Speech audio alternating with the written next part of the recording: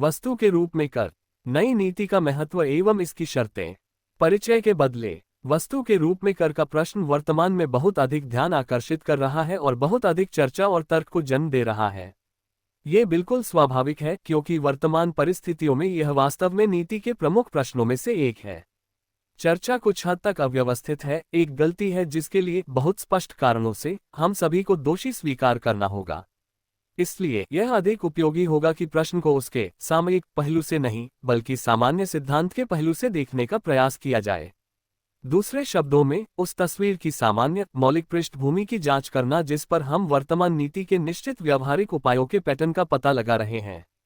इस प्रयास को करने के लिए मैं अपने पैम्फलेट हमारे दिन का मुख्य कार्य वामपंथी, बचकानापन और निम्न बुर्जुआ मानसिकता से एक लंबा अंश उद्धृत करने की स्वतंत्रता लूंगा। इसे 1918 में Petrograd Soviet of workers and soldiers depot द्वारा प्रकाशित किया गया था और इसमें सबसे पहले ब्रेस्ट शांति पर 11 मार्च 1918 का एक अखबार का लेख शामिल है और दूसरा वामपंथी कम्युनिस्टों के तत्कालीन मौजूदा समूह के खिलाफ मेरा विवाद शामिल है, दिनांक 5 मई 1918। विवाद अब अनावश्यक है और मैं इसे छोड़ देता हूं। राज्य पूंजीवाद और हमारी वर्तमान अर्थव्यवस्था के मुख्य तत्वों पर चर्चा से संबंधित है, जो पूंजीवाद से समाजवाद में संक्रमणकालीन है। यहाँ वह है जो मैंने उस समय लिखा था। रूस की वर्तमान अर्थव्यवस्था हमारे सोवियत गणराज्य की वर्तमान स्थिति की तुलना में राज्य पूंजीवाद एक कदम आगे होगा। यदि लगभग 6 महीने के समय में हमारे गणतंत्र में राजकीय पूंजीवाद स्थापित हो गया, तो यह एक बड़ी सफलता होगी और एक निश्चित गारंटी होगी कि 1 वर्ष के भीतर समाजवाद स्थायी रूप से मजबूत पकड़ हासिल कर लेगा और इस देश में अजेय हो जाएगा। मैं कल्पना कर सकता हूं कि कुछ लोग कितने आक्रोश के साथ इन शब्दों से पीछे हटेंगे। क्या सोवियत समाजवादी गणराज्य में राजकीय पूंजीवाद की ओर परिवर्तन एक कदम आगे होगा? क्या ये समाजवाद के साथ विश्वासघात नहीं है? हमें इस बिंदु पर अधिक विस्तार से विचार करना चाहिए। सबसे पहले हमें पूंजीवाद से समाजवाद में संक्रमण की प्रकृति की जांच करनी चाहिए, जो हमें अपने देश को सोवियत संघ का समाजवादी गणराज्य कहने का अधिकार और आधार प्रदान करती है। दूसरे, हमें उन लोगों की गलती को उजागर करना चाहिए जो हमारे देश में निम्न बुर्जुआ आर्थिक स्थितियों और निम्न बुर्जुआ तत्व को समाजवाद के प्रमुख दुश्मन के रूप में देखने में विफल रहते हैं। तीसरा, हमें सोवियत राज्य और बुर्जुआ राज्य के बीच अंतर के आर्थिक निहितार्थ को पूरी तरह से समझना चाहिए। आइए इन 3 बिंदुओं की जांच करें। मुझे लगता है कि रूस की आर्थिक व्यवस्था के सवाल का अध्ययन करते समय किसी ने भी इसके संक्रमणकालीन चरित्र से इनकार नहीं किया है। नहीं, मुझे लगता है किसी भी कम्युनिस्ट ने इस बात से इनकार किया है कि सोवियत सोशलिस्ट रिपब्लिक शब्द का तात्पर्य समाजवाद में परिवर्तन प्राप्त करने के लिए सोवियत सत्ता के दृढ़ संकल्प से है, न कि मौजूदा आर्थिक प्रणाली को समाजवादी व्यवस्था के रूप में मान्यता दी गई है। लेकिन संक्रमण शब्द का क्या अर्थ है? जैसा कि अर्थव्यवस्था पर लागू होता है, क्या इसका मतलब यह नहीं है कि वर्तमान प्रणाली में पूंजीवाद और समाजवाद दोनों के तत्व टुकड़े शामिल हैं? हर कोई स्वीकार करेगा कि ऐसा होता है, लेकिन जो लोग इसे स्वीकार करते हैं वे इस बात पर विचार करने की जहमत नहीं उठाते कि वर्तमान समय में रूस में मौजूद विभिन्न सामाजिक आर्थिक संरचनाओं का निर्माण वास्तव में कौन से तत्व करते हैं। और यही सवाल की जड़ है। आइए इन तत्वों की गणना करें। 1. पितृसत्तात्मक यानी काफी हद तक प्राकृतिक किसान खेती। 2. लघु वस्तु उत्पादन, इसमें वे किसान भी शामिल हैं जो अपना अनाज बेचते हैं। 3. निजी पूंजीवाद। 4. राज्य पूंजीवाद। 5. समाजवाद। रूस इतना विशाल और इतना विविध है कि ये सभी विभिन्न प्रकार की सामाजिक आर्थिक संरचनाएं आपस में जुड़ी हुई हैं। यही स्थिति की विशिष्ट विशेषता है। प्रश्न उठता है, कौन से तत्व प्रबल हैं? स्पष्ट रूप से एक छोटे किसान देश में निम्न बुर्जुआ तत्व प्रबल होता है और इसे प्रबल होना ही चाहिए, क्योंकि अधिकांश लोग जो जमीन पर काम करते हैं छोटे वस्तु उत्पादक हैं। राज्य पूंजीवाद, अनाज एकाधिकार, राज्य नियंत्रित उद्यमी और व्यापारी, बुर्जुआ सहकारी का खोल अब एक जगह, अब दूसरी जगह मुनाफाखोरों द्वारा छेदा गया है। मुनाफाखोरी का मुख्य उद्देश्य अनाज है। इसी क्षेत्र में मुख्य संघर्ष किया जा रहा है। यदि हम राज्य पूंजीवाद जैसी आर्थिक श्रेणियों के संदर्भ में बात करें तो ये संघर्ष किन तत्वों के बीच चल रहा है? चौथे और पांचवें के बीच, उस क्रम में जिस क्रम में मैंने अभी उनकी गणना की है? बिल्कुल नहीं। ये राज्य पूंजीवाद नहीं है जो समाजवाद के साथ युद्ध में है, बल्कि निम्न पूंजीपति वर्ग और निजी पूंजीवाद राज्य पूंजीवाद और समाजवाद के खिलाफ मिलकर लड़ रहे हैं। निम्न पूंजीपति हर प्रकार के राज्य हस्तक्षेप, लेखांकन और नियंत्रण का विरोध करते हैं, चाहे वह राज्य पूंजीवादी हो या राज्य समाजवादी। ये वास्तविकता का एक निर्विवाद तथ्य है जिसकी गलतफहमी कई आर्थिक गलतियों की जड़ में है। मुनाफाखोर, वाणिज्यिक रैकेटियर, एकाधिकार को बाधित करने वाला, ये हमारे प्रमुख आंतरिक दुश्मन है, सोवियत सत्ता के आर्थिक उपायों के दुश्मन है। 125 साल पहले फ्रांसीसी निम्न पूंजीपति वर्ग सबसे उत्साही और ईमानदार क्रांतिकारियों के लिए कुछ चुने हुए लोगों को फांसी देकर और जोरदार घोषणाएं करके मुनाफाखोर को कुचलने की कोशिश करना क्षम्य हो सकता था। हालांकि आज कुछ वामपंथी समाजवादी क्रांतिकारियों द्वारा ग्रहण किए गए प्रश्न पर विशुद्ध फ्रांसीसी दृष्टिकोण हर राजनीतिक रूप से जागरूक क्रांतिकारी में घृणा और घृणा के अलावा कुछ भी नहीं पैदा कर सकता है।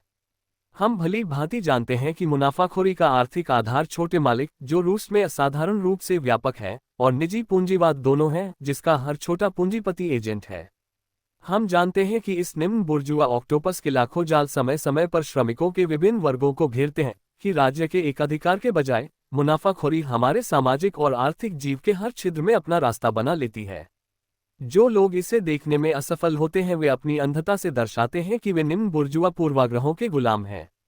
छोटे पूंजीपति वर्ग ने युद्ध के दौरान ईमानदारी से और विशेष रूप से बेईमान तरीकों से जो कुछ हजार कमाए थे, पैसा छिपा रखा है।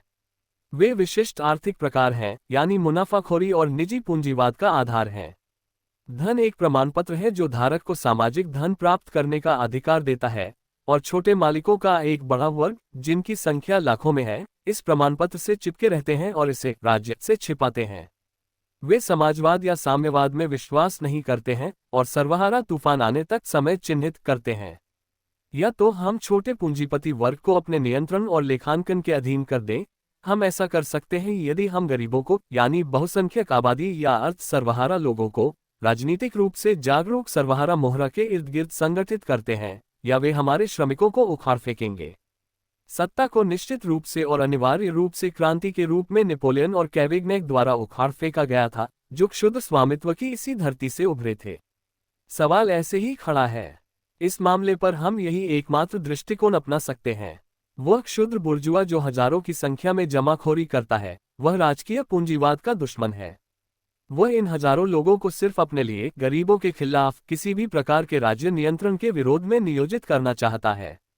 और इन हजारों का योग, जो कई हजारों करोड़ के बराबर होता है, मुनाफाखोरी का आधार बनता है, जो हमारे समाजवादी निर्माण को कमजोर करता है। आइए मान लें कि श्रमिकों की एक निश्चित संख्या कुछ दिनों में 1000 के बराबर मान उत्पन्न करती है।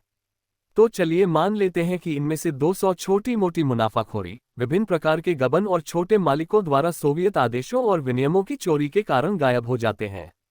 प्रत्येक राजनीतिक रूप से जागरूक कार्यकर्ता कहेगा कि यदि 1000 में से 300 की कीमत पर बेहतर व्यवस्था और संगठन प्राप्त किया जा सकता है तो वह स्वेच्छा से 200 के बजाय 300 देगा, क्योंकि बाद में सोवियत सत्ता के तहत इस श्रद्धांजलि को कम करना काफी आसान होगा। मान लीजिए 100 या 50, एक बार व्यवस्था और संगठन स्थापित हो जाता है और राज्य के एकाधिकार में निम्न बुर्जुआ व्यवधान पूरी तरह से दूर हो जाता है। आंकड़ों में ये सरल चित्रण, जिसे मैंने जानबूझकर इसे पूरी तरह से स्पष्ट करने के लिए अत्यधिक सरल बनाया है, राज्य पूंजीवाद और समाजवाद के वर्तमान सहसंबंध को समझाता है। श्रमिकों के पास राज्य की सत्ता है और उनके पास समाजवादी उद्देश्यों को छोड़कर एक भी कोपेक छोड़े बिना पूरे हजारों लोगों को लेने का हर कानूनी अवसर है। ये कानूनी अवसर, जो श्रमिकों को सत्ता के वास्तविक हस्तांतरण पर निर्भर करता है, समाजवाद का एक तत्व है। लेकिन कई मायनों में छोटे स्वामित्व वाले और निजी पूंजीवादी तत्व इस कानूनी स्थिति को कमजोर करते हैं, मुनाफाखोरी में खींचते हैं और सोवियत फरमानों के निष्पादन में बाधा डालते हैं। राज्य पूंजीवाद एक बहुत बड़ा कदम होगा, भले ही हम वर्तमान में जितना भुगतान कर रहे हैं उससे अधिक भुगतान करें। मैंने इसे और अधिक स्पष्ट रूप से सामने लाने के लिए जानबूझकर संख्यात्मक उदाहरण लिया, क्योंकि यह ट्यूशन के लिए भुगतान करने लायक है, क्योंकि यह उपयोगी है। श्रमिक, क्योंकि अव्यवस्था, आर्थिक बर्बादी और ढिलाई पर जीत सबसे महत्वपूर्ण बात है, क्योंकि छोटे स्वामित्व की अराजकता का जारी रहना सबसे बड़ा, सबसे गंभीर खतरा है, और यह निश्चित रूप से हमारी बर्बादी होगी जब तक कि हम इस पर काबू नहीं पा लेते। जबकि न केवल राजकीय पूंजीवाद को भारी श्रद्धांजलि अर्पित करना हमें बर्बाद नहीं करेगा, बल्कि यह हमें निश्चित रास्ते से समाजवाद की ओर ले जाएगा। जब मजदूर वर्ग ने छोटे स्वामित्व की अराजकता के खिलाफ राज्य व्यवस्था की रक्षा करना सीख लिया है, जब उसने राज्य पूंजीवादी तर्ज पर राष्ट्रीय स्तर पर बड़े पैमाने पर उत्पादन को व्यवस्थित करना सीख लिया है, अगर मैं अभिव्यक्ति का उपयोग कर सकता हूं, तो वह ऐसा करेगा। सभी तुरुप के पत्ते और समाजवाद की मजबूती का आश्वासन दिया जाएगा। सबसे पहले, आर्थिक रूप से राज्य पूंजीवाद हमारी वर्तमान आर्थिक व्यवस्था से बहुत बेहतर है। दूसरे, इसमें सोवियत सत्ता के लिए कुछ भी भयानक नहीं है, क्योंकि सोवियत राज्य एक ऐसा राज्य है जिसमें श्रमिकों और गरीबों की शक्ति सुनिश्चित है। चीजों को और भी स्पष्ट करने के लिए आइए सबसे पहले राजकीय पूंजीवाद का सबसे ठोस उदाहरण लें। हर कोई जानता है कि यह उदाहरण क्या है। ये जर्मनी है। यहाँ हमारे पास जनकर बुर्जुआ साम्राज्यवाद के अधीन आधुनिक बड़े पैमाने की पूंजीवादी इंजीनियरिंग और योजनाबद्ध संगठन में अंतिम शब्द है। शब्दों को इटैलिक में काट दें और सैन्यवादी जनकर बुर्जुआ साम्राज्यवादी राज्य के स्थान पर एक राज्य भी रखें, लेकिन एक अलग सामाजिक प्रकार का, एक अलग वर्ग सामग्री का एक सोवियत राज्य, यानी एक सर्वहारा राज्य, और आपके पास समाजवाद के लिए आवश्यक शर्तों का कुल योग होगा। आधुनिक विज्ञान की नवीनतम खोजों पर आधारित बड़े पैमाने पर पूंजीवादी इंजीनियरिंग के बिना समाजवाद की कल्पना नहीं की जा सकती। ये नियोजित राज्य संगठन के बिना अकल्पनीय है, जो लाखों लोगों को उत्पादन और वितरण में एकीकृत मानक का सख्ती से पालन कराता है। हम मार्क्सवादियों ने हमेशा इस बारे में बात की है, और उन लोगों से बात करने में 2 सेकंड बर्बाद करना उचित नहीं है जो इसे भी नहीं समझते हैं। अराजकतावादी और वामपंथी समाजवादी क्रांतिकारियों का एक अच्छा आधा हिस्सा। साथ ही समाजवाद तब तक अकल्पनीय है जब तक कि सर्वहारा वर्ग राज्य का शासक न हो। ये भी ABC है। और इतिहास, जिसके बारे में पहले क्रम के मेंशेविक ब्लॉकहेड्स को छोड़कर किसी ने भी कभी भी पूर्ण समाजवाद को सुचारू रूप से, धीरे से, आसानी से और सरलता से लाने की उम्मीद नहीं की थी, ने इतनी अजीब राह पकड़ ली है कि इसने 1918 में समाजवाद के 2 असंबद्ध हिस्सों को जन्म दिया है। अंतर्राष्ट्रीय साम्राज्यवाद के एक ही खोल में 2 भविष्य की मुर्गियों की तरह एक साथ विद्यमान है। 1918 में जर्मनी और रूस एक ओर समाजवाद के लिए आर्थिक, उत्पादक और सामाजिक आर्थिक स्थितियों और दूसरी ओर राजनीतिक स्थितियों की भौतिक प्राप्ति का सबसे हड़ताली अवतार बन गए थे। जर्मनी में एक विजयी सर्वहारा क्रांति तुरंत और बहुत आसानी से साम्राज्यवाद के किसी भी खोल को ध्वस्त कर देगी, जो दुर्भाग्य से सबसे अच्छे स्टील से बना है और इसलिए किसी भी मुर्गे के प्रयासों से नहीं तोड़ा जा सकता है, और निश्चित रूप से विश्व समाजवाद की जीत होगी, बिना किसी कठिनाई के या केवल थोड़ी सी कठिनाई के साथ। बेशक कठिनाई से हमारा तात्पर्य विश्व ऐतिहासिक पैमाने पर कठिनाई से है, न कि संकीर्ण दार्शनिक अर्थ में।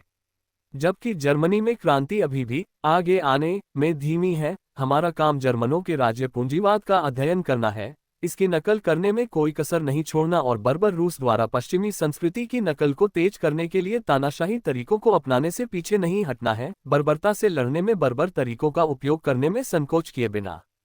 यदि अराजकतावादी और वामपंथी समाजवादी क्रांतिकारी हैं, मुझे केंद्रीय कार्यकारी समिति की बैठक में करेलिन और घी के भाषण याद आते हैं, जो करेलिन जैसे चिंतन में लिप्त हैं और कहते हैं कि हम क्रांतिकारियों के लिए इससे सबक लेना अशोभनीय है। जर्मन साम्राज्यवाद। उत्तर में हम केवल एक ही बात कह सकते हैं, जिस क्रांति ने इन लोगों को गंभीरता से लिया वह परिवर्तनीय रूप से और उचित रूप से नष्ट हो जाएगी।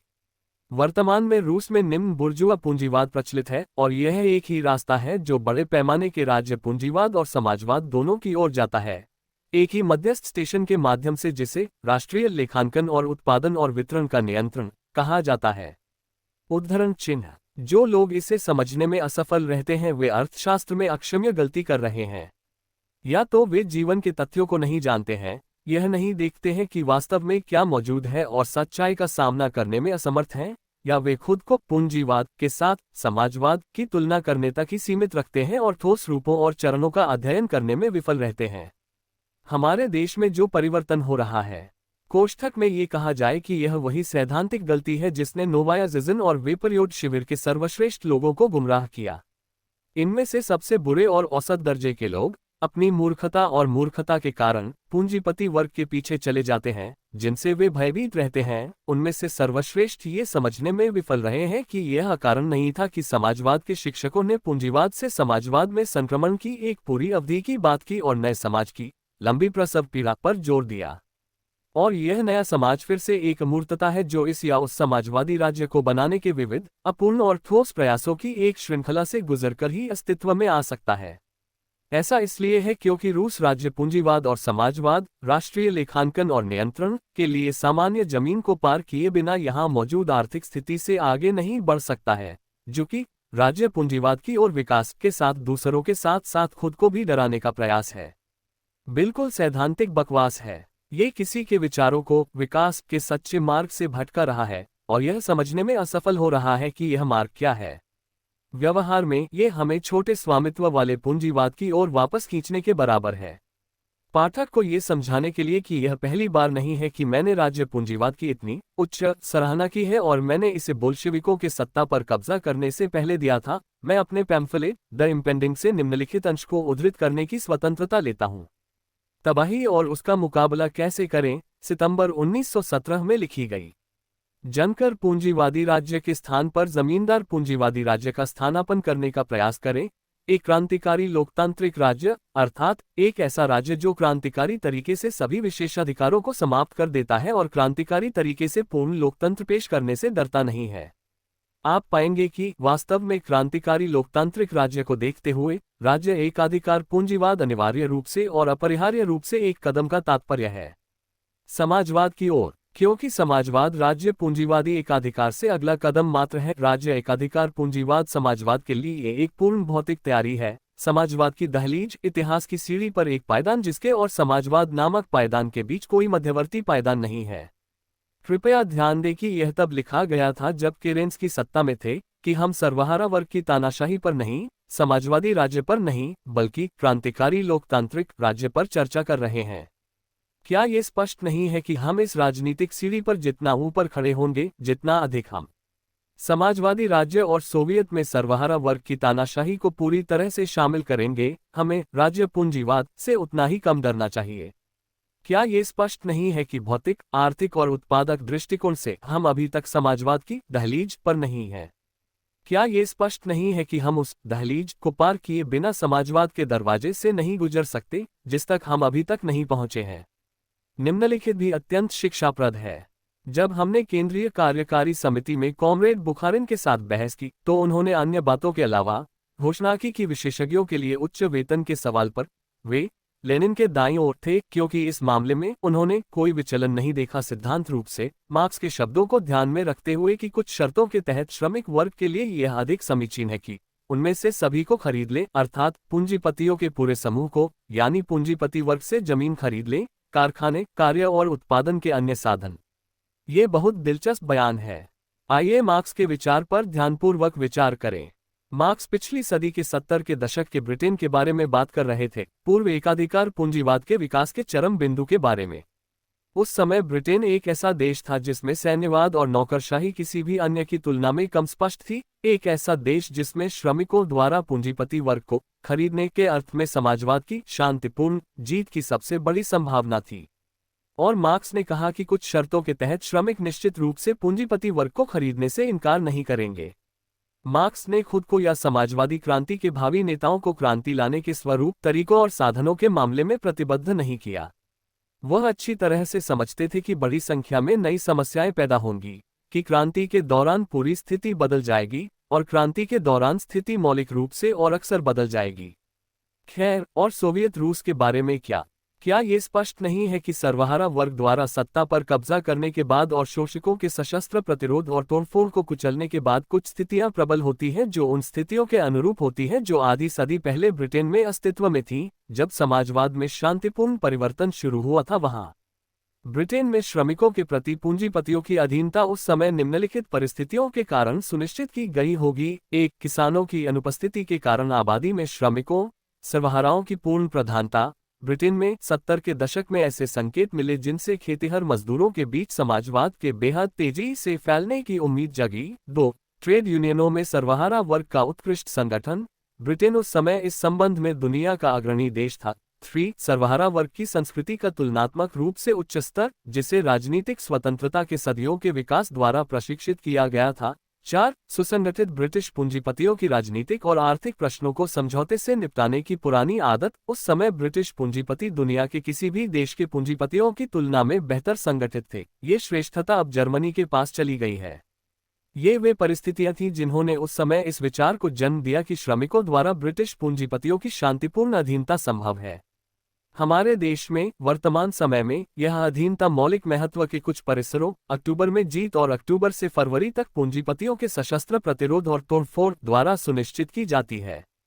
लेकिन आबादी में श्रमिकों सर्वहाराओं की पूर्ण प्रधानता के बजाय और उनके बीच उच्च स्तर के संगठन के बजाय रूस में जीत का महत्वपूर्ण कारक सर्वहाराओं को गरीब किसानों और उन लोगों से प्राप्त समर्थन था जिन्होंने अचानक अनुभव किया था बर्बाद करना। अंततः हमारे पास न तो उच्च स्तर की संस्कृति है और न ही समझौता करने की आदत। यदि इन ठोस स्थितियों पर सावधानीपूर्वक विचार किया जाए तो ये स्पष्ट हो जाएगा कि अब हमें दो तरीकों के संयोजन का उपयोग करना चाहिए। एक और हमें उन असभ्य पूंजीपतियों को बेरहमी से दबाना होगा जो राज्य पूंजीवाद से कोई लेना देना नहीं रखते हैं या किसी भी प्रकार के समझौते पर विचार करने से इनकार करते हैं और जो गरीब किसानों को रिश्वत देकर आदि के माध्यम से मुनाफाखोरी जारी रखते हैं। सोवियत द्वारा उठाए गए कदमों को साकार करने में बाधा। दूसरी ओर हमें समझौते की पद्धति का उपयोग करना चाहिए या राज्य पूंजीवाद से सहमत सुसंस्कृत पूंजीपतियों को खरीद लेना चाहिए जो इसे व्यवहार में लाने में सक्षम हैं और जो सर्वहारा वर्ग के लिए बुद्धिमान और अनुभवी आयोजकों के रूप में उपयोगी हैं। सबसे बड़े प्रकार के उद्यम जो वास्तव में लाखों लोगों को उत्पादों की आपूर्ति करते हैं। बुखारिन एक बेहद पढ़े लिखे मार्क्सवादी अर्थशास्त्री हैं, इसलिए उन्हें याद आया कि मार्क्स पूरी तरह से सही थे जब उन्होंने श्रमिकों को बड़े पैमाने पर उत्पादन के संगठन को संरक्षित करने का महत्व सिखाया, ठीक समाजवाद में संक्रमण को सुविधाजनक बनाने के उद्देश्य से। मार्क्स ने सिखाया कि एक अपवाद के रूप में, और ब्रिटेन तब एक अपवाद था, पूंजीपतियों को अच्छी तरह से भुगतान करने, उन्हें खरीदने के विचार की कल्पना की जा सकती थी यदि परिस्थितियां ऐसी थीं कि पूंजीपतियों को शांतिपूर्वक समर्पण करने और समाजवाद में आने के लिए मजबूर किया जाए एक सुसंस्कृत और संगठित फैशन, बशर्ते उन्हें अच्छा भुगतान किया जाए। लेकिन बुखारिन भटक गए क्योंकि वह वर्तमान समय में रूस की स्थिति की विशिष्ट विशेषताओं में गहराई से नहीं गए थे, एक असाधारण स्थिति जब हम रूसी सर्वहारा राजनीतिक व्यवस्था के संबंध में किसी भी ब्रिटेन या किसी भी जर्मनी से आगे हैं। श्रमिकों की राजनीतिक शक्ति की ताकत का सम्मान करते हैं, लेकिन एक अच्छे राज्य पूंजीवाद के आयोजन के संबंध में हमारी संस्कृति के स्तर और समाजवाद के परिचय के लिए सामग्री और उत्पादक तैयारियों की डिग्री के संबंध में सबसे पिछड़े पश्चिम यूरोपीय देश से पीछे हैं। क्या ये स्पष्ट नहीं है कि वर्तमान स्थिति की विशिष्ट प्रकृति एक विशिष्ट प्रकार के खरीद ऑपरेशन की आवश्यकता पैदा करती है जिसे श्रमिकों को पूंजीपतियों के बीच सबसे सुसंस्कृत, सबसे प्रतिभाशाली, सबसे सक्षम आयोजकों को पेश करना होगा जो इसके लिए तैयार हैं। सोवियत सत्ता की सेवा में प्रवेश करें और यथासंभव बड़े पैमाने पर राज्य उत्पादन के आयोजन में ईमानदारी से मदद करें। क्या ये स्पष्ट नहीं है कि इस विशिष्ट स्थिति में हमें दो गलतियों से बचने के लिए हर संभव प्रयास करना चाहिए, जिनमें से दोनों निम्न बुर्जुआ प्रकृति की हैं। एक और ये घोषित करना एक घातक गलती होगी कि चूंकि हमारी आर्थिक शक्तियों और हमारी राजनीतिक ताकत के बीच एक विसंगति है, इसका मतलब यह है कि हमें सत्ता पर कब्जा नहीं करना चाहिए था। ऐसा तर्क केवल मफलर पहने हुए आदमी द्वारा ही दिया जा सकता है जो ये भूल जाता है कि ऐसी विसंगति हमेशा रहेगी, जो प्रकृति के विकास के साथ साथ समाज के विकास में भी हमेशा मौजूद रहती है, केवल इसके द्वारा प्रयासों की एक श्रृंखला जिनमें से प्रत्येक अपने आप में एक तरफा होगी और कुछ विसंगतियों से ग्रस्त होगी। क्या सभी देशों के सर्वहाराओं के क्रांतिकारी सहयोग से पूर्ण समाजवाद का निर्माण किया जाएगा? दूसरी ओर बड़बोलेपन और वाक्यांश प्रचारकों को खुली छूट देना एक स्पष्ट गलती होगी जो खुद को चकाचौंध क्रांतिकारी भावना से दूर ले जाने की अनुमति देते हैं, लेकिन जो निरंतर विचारशील और जानबूझकर क्रांतिकारी कार्य करने में असमर्थ है। संक्रमण के सबसे कठिन चरणों को ध्यान में रखें। सौभाग्य से क्रांतिकारी पार्टियों के विकास और बोल्शेविज्म द्वारा उनके खिलाफ छेड़े गए संघर्ष के इतिहास ने हमें स्पष्ट रूप से परिभाषित प्रकारों की विरासत छोड़ी है, जिनमें से वामपंथी समाजवादी क्रांतिकारी और अराजकतावादी बुरे क्रांतिकारियों के हड़ताली उदाहरण हैं। वे अब सही बोल्शेविकों के समझौते के खिलाफ उन्मादी ढंग से चिल्ला रहे हैं, घुट-घुट कर चिल्ला रहे हैं, लेकिन वे ये समझने में असमर्थ हैं कि समझौता में क्या बुरा है और इतिहास और क्रांति के दौरान समझौते की उचित रूप से निंदा क्यों की गई है। केरेंस्की के समय में समझौते का अर्थ था साम्राज्यवादी पूंजीपति वर्ग को सत्ता का समर्पण, और सत्ता का प्रश्न हर क्रांति का मूल प्रश्न है। अक्टूबर-नवंबर 1917 में बोल्शेविकों के एक वर्ग द्वारा समझौते का मतलब या तो ये था कि उन्हें सर्वहारा वर्ग द्वारा सत्ता पर कब्जा करने का डर था, या वे सत्ता को समान रूप से साझा करना चाहते थे, न केवल वामपंथी समाजवादी क्रांतिकारियों जैसे अविश्वसनीय साथी यात्रियों के साथ, बल्कि दुश्मनों के साथ, चेरनोविस्टों के साथ भी।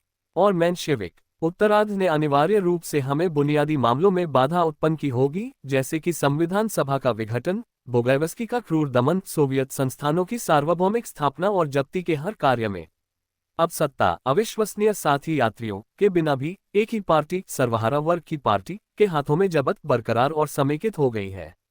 वर्तमान समय में जब सत्ता साझा करने पूंजीपति वर्ग पर सर्वहारा वर्ग की तानाशाही को त्यागने का कोई सवाल ही नहीं है और न ही हो सकता है, तब समझौते की बात करना केवल तोते के अंदाज में उन शब्दों को दोहराना है जो दिल से सीखे गए हैं। लेकिन समझ नहीं आया इस तथ्य को समझौता के रूप में वर्णित करने के लिए ऐसी स्थिति में पहुंचने पर जब हम देश पर शासन कर सकते हैं और हमें करना ही चाहिए, हम पूंजीवाद द्वारा प्रशिक्षित किए गए सबसे कुशल लोगों को लागत की परवाह किए बिना अपने पक्ष में लाने का प्रयास करते हैं और उन्हें अपने साथ लेने का प्रयास करते हैं।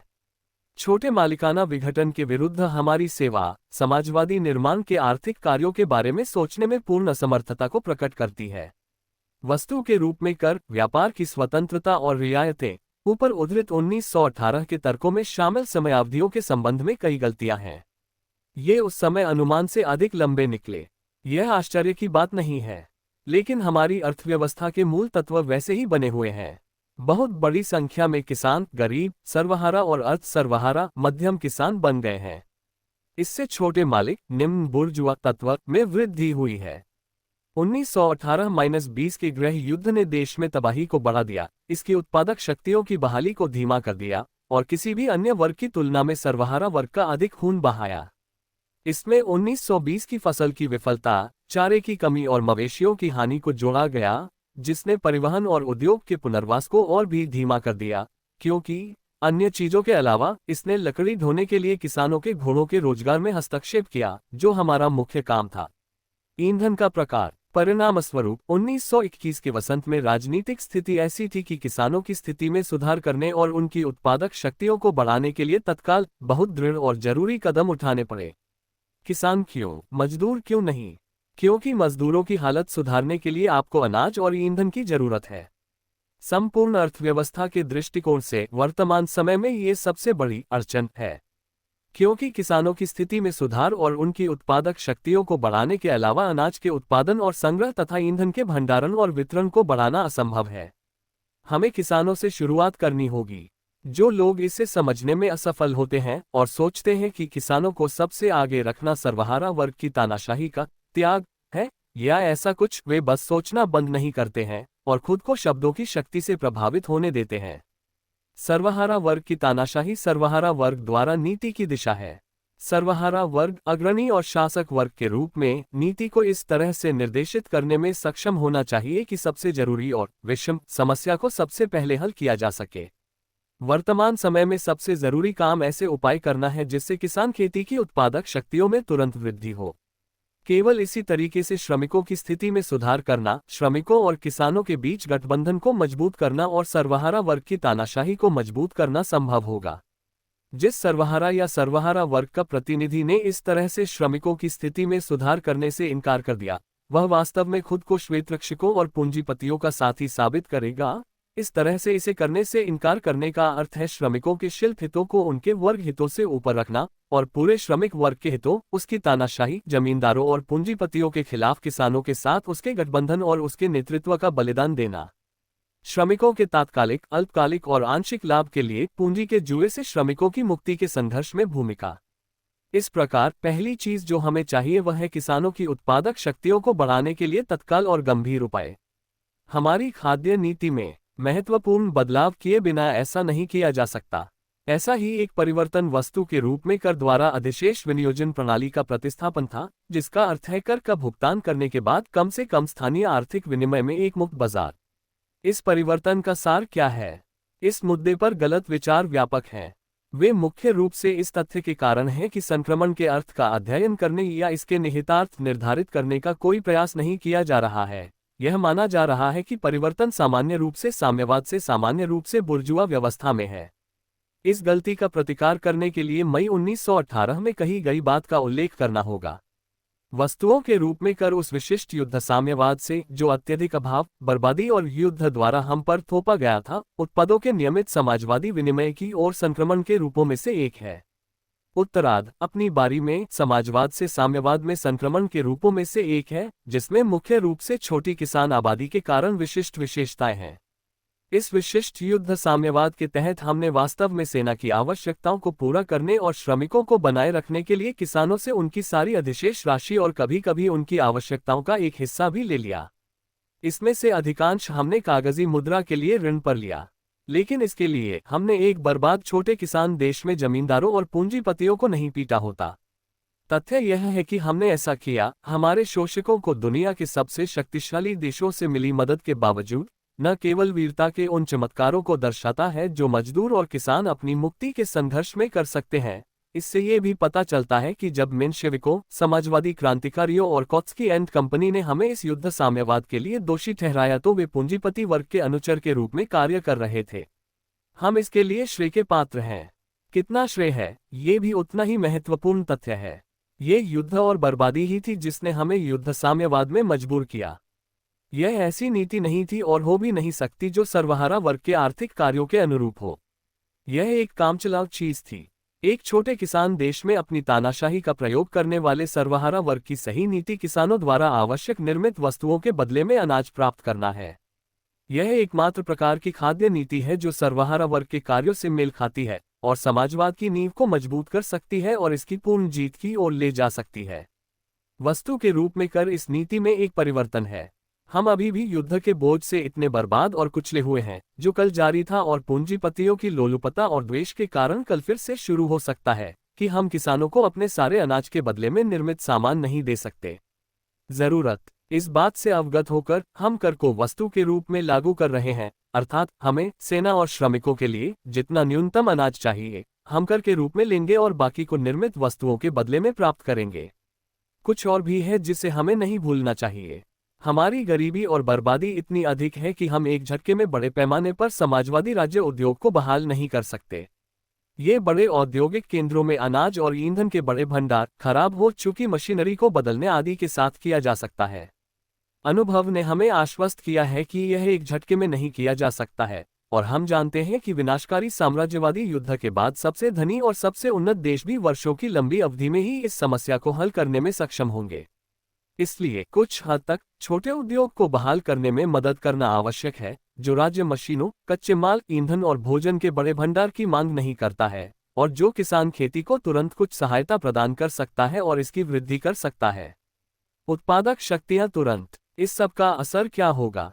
ये व्यापार की कुछ स्वतंत्रता यदि केवल स्थानीय के आधार पर निम्न पूंजीपति वर्ग और पूंजीवाद का पुनरुद्धार है। इतना तो तय है और उससे आंखें मूंद लेना हास्यास्पद है। क्या ये जरूरी है? क्या इसे उचित ठहराया जा सकता है? क्या ये खतरनाक नहीं है? ऐसे कई प्रश्न पूछे जा रहे हैं और हल्के ढंग से कहें तो उनमें से अधिकांश केवल सरलता के प्रमाण हैं। हमारी अर्थव्यवस्था में विभिन्न सामाजिक आर्थिक संरचनाओं के घटकों, घटक भागों की मेरी मई 1918 की परिभाषा को देखें। कोई भी अर्थव्यवस्था के 5 रूपों के इन सभी 5 चरणों या घटक भागों के अस्तित्व से इनकार नहीं कर सकता है, पितृसत्तात्मक यानी अर्ध बर्बर से लेकर समाजवादी व्यवस्था तक। एक छोटे किसान देश में छोटे किसानों की संरचना आंशिक रूप से पितृसत्तात्मक, आंशिक रूप से निम्न बुर्जुआ का प्रभुत्व होना स्वतः स्पष्ट है। यह एक निर्विवाद सत्य है। राजनीतिक अर्थव्यवस्था के लिए प्राथमिक, जिसकी पुष्टि आम आदमी का रोजमर्रा का अनुभव भी करेगा, कि एक बार जब आप आदान प्रदान करते हैं तो छोटी अर्थव्यवस्था निम्न बुर्जुआ पूंजीवादी तरीके से विकसित होने के लिए बाध्य होती है। इस आर्थिक वास्तविकता के सामने समाजवादी सर्वहारा वर्ग कौन सी नीति अपना सकता है? क्या ये छोटे किसानों को उनके अनाज और कच्चे माल के बदले में बड़े पैमाने के समाजवादी उद्योगों द्वारा उत्पादित सभी सामान देने के लिए है? ये सबसे वांछनीय और सही नीति होगी और हमने इस पर काम शुरू कर दिया है। लेकिन हम इससे बहुत दूर सभी सामान की आपूर्ति नहीं कर सकते, न ही हम ऐसा बहुत जल्द कर पाएंगे, हर हाल में जब तक हम पूरे देश के विद्युतीकरण का पहला चरण पूरा नहीं कर लेते। क्या किया जाना चाहिए? एक तरीका यह है कि निजी गैर राज्य विनिमय यानी व्यापार यानी पूंजीवाद के सभी विकास पर पूरी तरह से रोक लगाने की कोशिश की जाए, जो लाखों छोटे उत्पादकों के साथ अपरिहार्य है। लेकिन ऐसी नीति उस पार्टी के लिए मूर्खतापूर्ण और आत्मघाती होगी जिसने इसे लागू करने की कोशिश की। यह मूर्खतापूर्ण होगा क्योंकि यह आर्थिक रूप से असंभव है। यह आत्मघाती होगा क्योंकि जिस पक्ष ने इसे लागू करने की कोशिश की उसे अपरिहार्य आपदा का सामना करना पड़ेगा। आइए इसे स्वीकार करें, कुछ कम्युनिस्टों ने ऐसी ही नीति अपनाकर विचार, वचन और कर्म से पाप किया है। हम इन गलतियों को सुधारने का प्रयास करेंगे और यह बिना किसी असफलता के किया जाना चाहिए, अन्यथा चीजें बहुत खराब स्थिति में आ जाएंगी। विकल्प, और यह एकमात्र समझदार और अंतिम संभावित नीति है, पूंजीवाद के विकास पर रोक लगाने या उस पर ताला लगाने की कोशिश करना नहीं है, बल्कि इसे राज्य पूंजीवाद में शामिल करना है। यह आर्थिक रूप से संभव है क्योंकि जहां भी सामान्य रूप से अप्रतिबंधित व्यापार और पूंजीवाद के तत्व हैं, वहां राज्य पूंजीवाद अलग अलग रूप और डिग्री में मौजूद है। क्या सोवियत राज्य और सर्वहारा वर्ग की तानाशाही को राजकीय पूंजीवाद के साथ जोड़ा जा सकता है? क्या वे संगत हैं?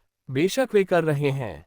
ये बिल्कुल वही है जो मैंने मई 1918 में तर्क दिया था। मुझे आशा है कि मैंने इसे तब साबित कर दिया था। मैंने ये भी साबित कर दिया था कि राज्य पूंजीवाद छोटे मालिक, छोटे पितृसत्तात्मक और निम्न बुर्जुआ दोनों तत्व की तुलना में एक कदम आगे है। जो लोग राजकीय पूंजीवाद की तुलना केवल समाजवाद से करते हैं, वे अनेक गलतियां करते हैं क्योंकि वर्तमान राजनीतिक और आर्थिक परिस्थितियों में राजकीय पूंजीवाद की तुलना निम्न बुर्जुआ उत्पादन से करना भी जरूरी है।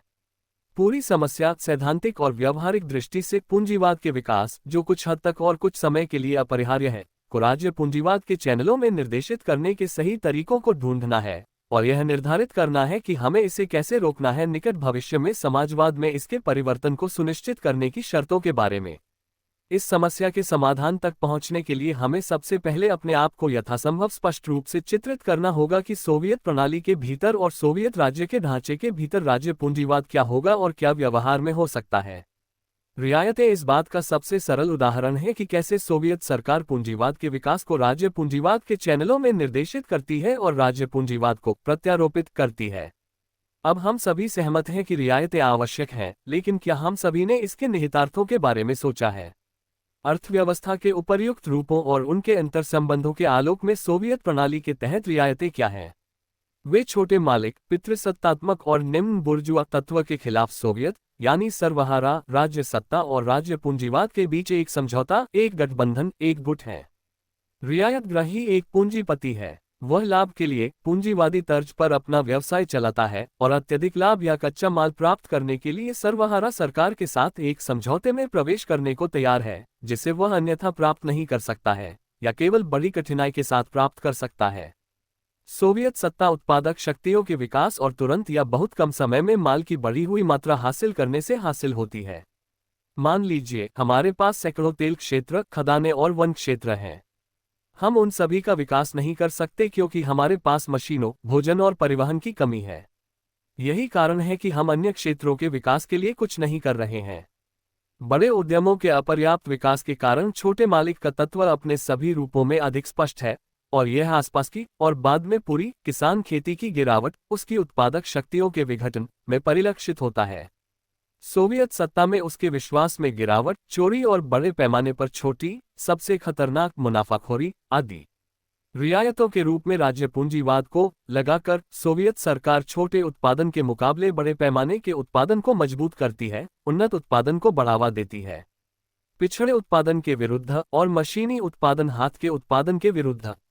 ये बड़े पैमाने के उद्योग के उत्पादन में इसका हिस्सा की एक बड़ी मात्रा भी प्राप्त करता है और निम्न बुर्जुआ संबंधों की अराजकता के मुकाबले राज्य द्वारा विनियमित आर्थिक संबंधों को मजबूत करता है। रियायतों की नीति का संयमित और सावधानीपूर्वक प्रयोग निस्संदेह हमें उद्योग की स्थिति और श्रमिकों और किसानों की स्थिति में शीघ्रता से कुछ हद तक सुधार करने में मदद करेगा। निस्संदेह हमें ये सब कुछ बलिदानों की कीमत पर और बहुत मूल्यवान उत्पादों के लाखों पाउंड पूंजीपति को समर्पण करने पर मिलेगा। जिस पैमाने और शर्तों के तहत रियायतें खतरा नहीं रह जाती हैं और हमारे लाभ के लिए बदल जाती हैं, वे ताकतों के संबंध पर निर्भर करती हैं और संघर्ष में तय की जाती हैं, क्योंकि रियायतें भी संघर्ष का एक रूप हैं और वर्ग संघर्ष की निरंतरता है। दूसरे रूप में और किसी भी परिस्थिति में वे वर्ग युद्ध के लिए वर्ग शांति का प्रतिस्थापन नहीं है। अभ्यास ही संघर्ष के तरीके तय करेगा। सोवियत प्रणाली के भीतर राज्य पूंजीवाद के अन्य रूपों की तुलना में रियायतें शायद राज्य पूंजीवाद का सबसे सरल और स्पष्ट रूप है। इसमें सबसे सभ्य, उन्नत पश्चिमी यूरोपीय पूंजीवाद के साथ एक औपचारिक लिखित समझौता शामिल है। हम ठीक जानते हैं कि हमारे लाभ और हानि, हमारे अधिकार और दायित्व क्या हैं। हम ठीक जानते हैं कि रियायत किस अवधि के लिए दी गई है। हम समझौते की समाप्ति से पहले मोचन की शर्तों को जानते हैं यदि यह इस तरह के मोचन का प्रावधान करता है। हम विश्व पूंजीवाद को एक निश्चित श्रद्धांजलि देते हैं। हम कुछ व्यवस्थाओं के तहत खुद को फिरौती देते हैं, जिससे सोवियत सत्ता तुरंत स्थिर हो जाती है और हमारी आर्थिक स्थिति में सुधार होता है। रियायतों के साथ पूरी कठिनाई एक रियायत समझौते का समापन करते समय सभी परिस्थितियों पर उचित विचार और मूल्यांकन करना है और फिर यह देखना है कि यह पूरा हो गया है। कठिनाइयां निश्चित रूप से हैं और शुरुआत में गलतियां संभवतः अपरिहार्य होंगी, लेकिन सामाजिक क्रांति की अन्य समस्याओं और विशेष रूप से राज्य पूंजीवाद के विकास, अनुमति और प्रत्यारोपण के अन्य रूपों से उत्पन्न होने वाली कठिनाइयों की तुलना में ये छोटी कठिनाइयां हैं। कर की शुरुआत के संबंध में सभी पार्टी और सोवियत कार्यकर्ताओं के सामने सबसे महत्वपूर्ण कार्य रियायत नीति, यानी एक नीति जो रियायत राज्य पूंजीवाद के समान है, को दूसरे पर लागू करना है। पूंजीवाद के रूप प्रतिबंधित व्यापार, स्थानीय विनिमय आदि। सहकारिता ले लो। यह आश्चर्य की बात नहीं है कि टैक्स इन काइंड डिक्री ने तुरंत सहकारी समितियों को नियंत्रित करने वाले नियमों में संशोधन और उनकी स्वतंत्रता और अधिकारों के एक निश्चित विस्तार की आवश्यकता पैदा कर दी। सहकारी समितियां भी राज्य पूंजीवाद का एक रूप हैं, लेकिन कम सरल, इसकी रूपरेखा कम स्पष्ट है, यह अधिक जटिल है और इसलिए सरकार के लिए अधिक व्यावहारिक कठिनाइयां पैदा करती है। छोटे माल उत्पादकों की सहकारी समितियां, और ये ही हैं, न कि श्रमिकों की सहकारी समितियां, जिनकी हम एक छोटे किसान देश में प्रमुख और विशिष्ट रूप के रूप में चर्चा कर रहे हैं, अनिवार्य रूप से निम्न बुर्जुआ पूंजीवादी संबंधों को जन्म देती हैं, उनके विकास को सुविधाजनक बनाएं, छोटे पूंजीपतियों को आगे बढ़ाएं और उन्हें सबसे अधिक लाभ पहुंचाएं। यह अन्यथा नहीं हो सकता, क्योंकि छोटे मालिकों का प्रभुत्व है और विनिमय आवश्यक और संभव है। रूस की वर्तमान परिस्थितियों में सहकारी समितियों के लिए स्वतंत्रता और अधिकारों का मतलब पूंजीवाद के लिए स्वतंत्रता और अधिकार है। इस स्पष्ट सत्य से आंखें मूंद लेना मूर्खतापूर्ण या आपराधिक होगा।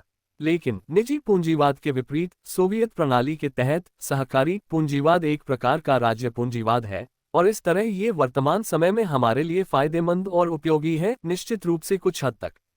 चून की वस्तु के रूप में कर का अर्थ है अधिशेष अनाज, कर के रूप में लिए गए अनाज के अलावा की मुफ्त बिक्री। हमें पूंजीवाद के इस विकास को निर्देशित करने के लिए हर संभव प्रयास करना चाहिए, क्योंकि मुक्त बाजार पूंजीवाद का विकास है चैनलों में सहकारी पूंजीवाद का। ये राज्य पूंजीवाद से मिलता जुलता है, क्योंकि यह लेखांकन, नियंत्रण, पर्यवेक्षण और राज्य, इस मामले में सोवियत राज्य और पूंजीपति के बीच संविदात्मक संबंधों की स्थापना की सुविधा प्रदान करता है। सहकारी व्यापार निजी व्यापार की तुलना में न केवल उपर्युक्त कारणों से अधिक लाभप्रद और उपयोगी है, बल्कि इसलिए भी कि यह लाखों लोगों और अंततः पूरी आबादी के सहयोग और संगठन की सुविधा प्रदान करता है, और यह बदले में एक बहुत बड़ा व्यापार है। राज्य पूंजीवाद से समाजवाद में आगामी संक्रमण के दृष्टिकोण से लाभ। आइए हम राज्य पूंजीवाद के रूपों के रूप में रियायतों और सहकारी समितियों की तुलना करें। रियायतें बड़े पैमाने के मशीन उद्योग पर आधारित हैं, सहकारी समितियां लघु, हस्तशिल्प और आंशिक रूप से पितृसत्तात्मक उद्योग पर भी आधारित हैं। प्रत्येक रियायत समझौता एक पूंजीपति, फर्म, सिंडिकेट, कार्टेल या ट्रस्ट को प्रभावित करता है। सहकारी समितियों में हजारों और यहां तक कि लाखों छोटे मालिक शामिल होते हैं। रियायतें एक निर्दिष्ट अवधि के लिए एक निश्चित समझौते की अनुमति देती हैं और यहां तक कि इसका तात्पर्य भी देती हैं। सहकारी समितियां किसी की भी अनुमति नहीं देती। किसी रियायत समझौते को रद्द करने की तुलना में सहकारी समितियों पर कानून को रद्द करना बहुत आसान है, लेकिन किसी समझौते को रद्द करने का मतलब है पूंजीपति के साथ आर्थिक गठबंधन या आर्थिक सह अस्तित्व के व्यावहारिक संबंधों का अचानक टूटना, जबकि इस मामले में सहकारी समितियों पर कानून या कोई भी कानून सोवियत सत्ता और छोटे पूंजीपतियों के व्यावहारिक सह अस्तित्व को तुरंत नहीं तोड़ता है। नहीं, सामान्य तौर पर यह वास्तविक आर्थिक संबंधों को तोड़ने में सक्षम है। रियायतग्राही पर नजर रखना आसान है, लेकिन सह संचालकों पर नहीं। रियायतों से समाजवाद की ओर संक्रमण बड़े पैमाने पर उत्पादन के एक रूप से दूसरे में संक्रमण है। छोटे मालिक सहकारी समितियों से समाजवाद की ओर संक्रमण छोटे से बड़े पैमाने के उत्पादन की ओर संक्रमण है, यानी यह अधिक जटिल है, लेकिन यदि सफल होता है तो आबादी के व्यापक जनसमूह को गले लगाने में सक्षम है और अधिक गहराई तक खींचने में सक्षम है। पुराने पूर्व समाजवादी और यहां तक कि पूर्व पूंजीवादी संबंधों की अधिक दृढ़ जड़ें, जो सभी नवाचारों का सबसे अधिक विरोध करती हैं। रियायतों की नीति सफल होने पर हमें आधुनिक उन्नत पूंजीवाद के स्तर पर निर्मित हमारे अपने बड़े उद्यमों की तुलना में कुछ मॉडल देगी। कुछ दशकों के बाद ये उद्यम अपनी संपूर्णता में हमारे पास लौट आएंगे। सहकारी नीति यदि सफल रही तो छोटी अर्थव्यवस्था को ऊपर उठाने और स्वैच्छिक संघ के आधार पर अनिश्चित काल के भीतर बड़े पैमाने पर उत्पादन में इसके संक्रमण को सुविधाजनक बनाने में मदद मिलेगी।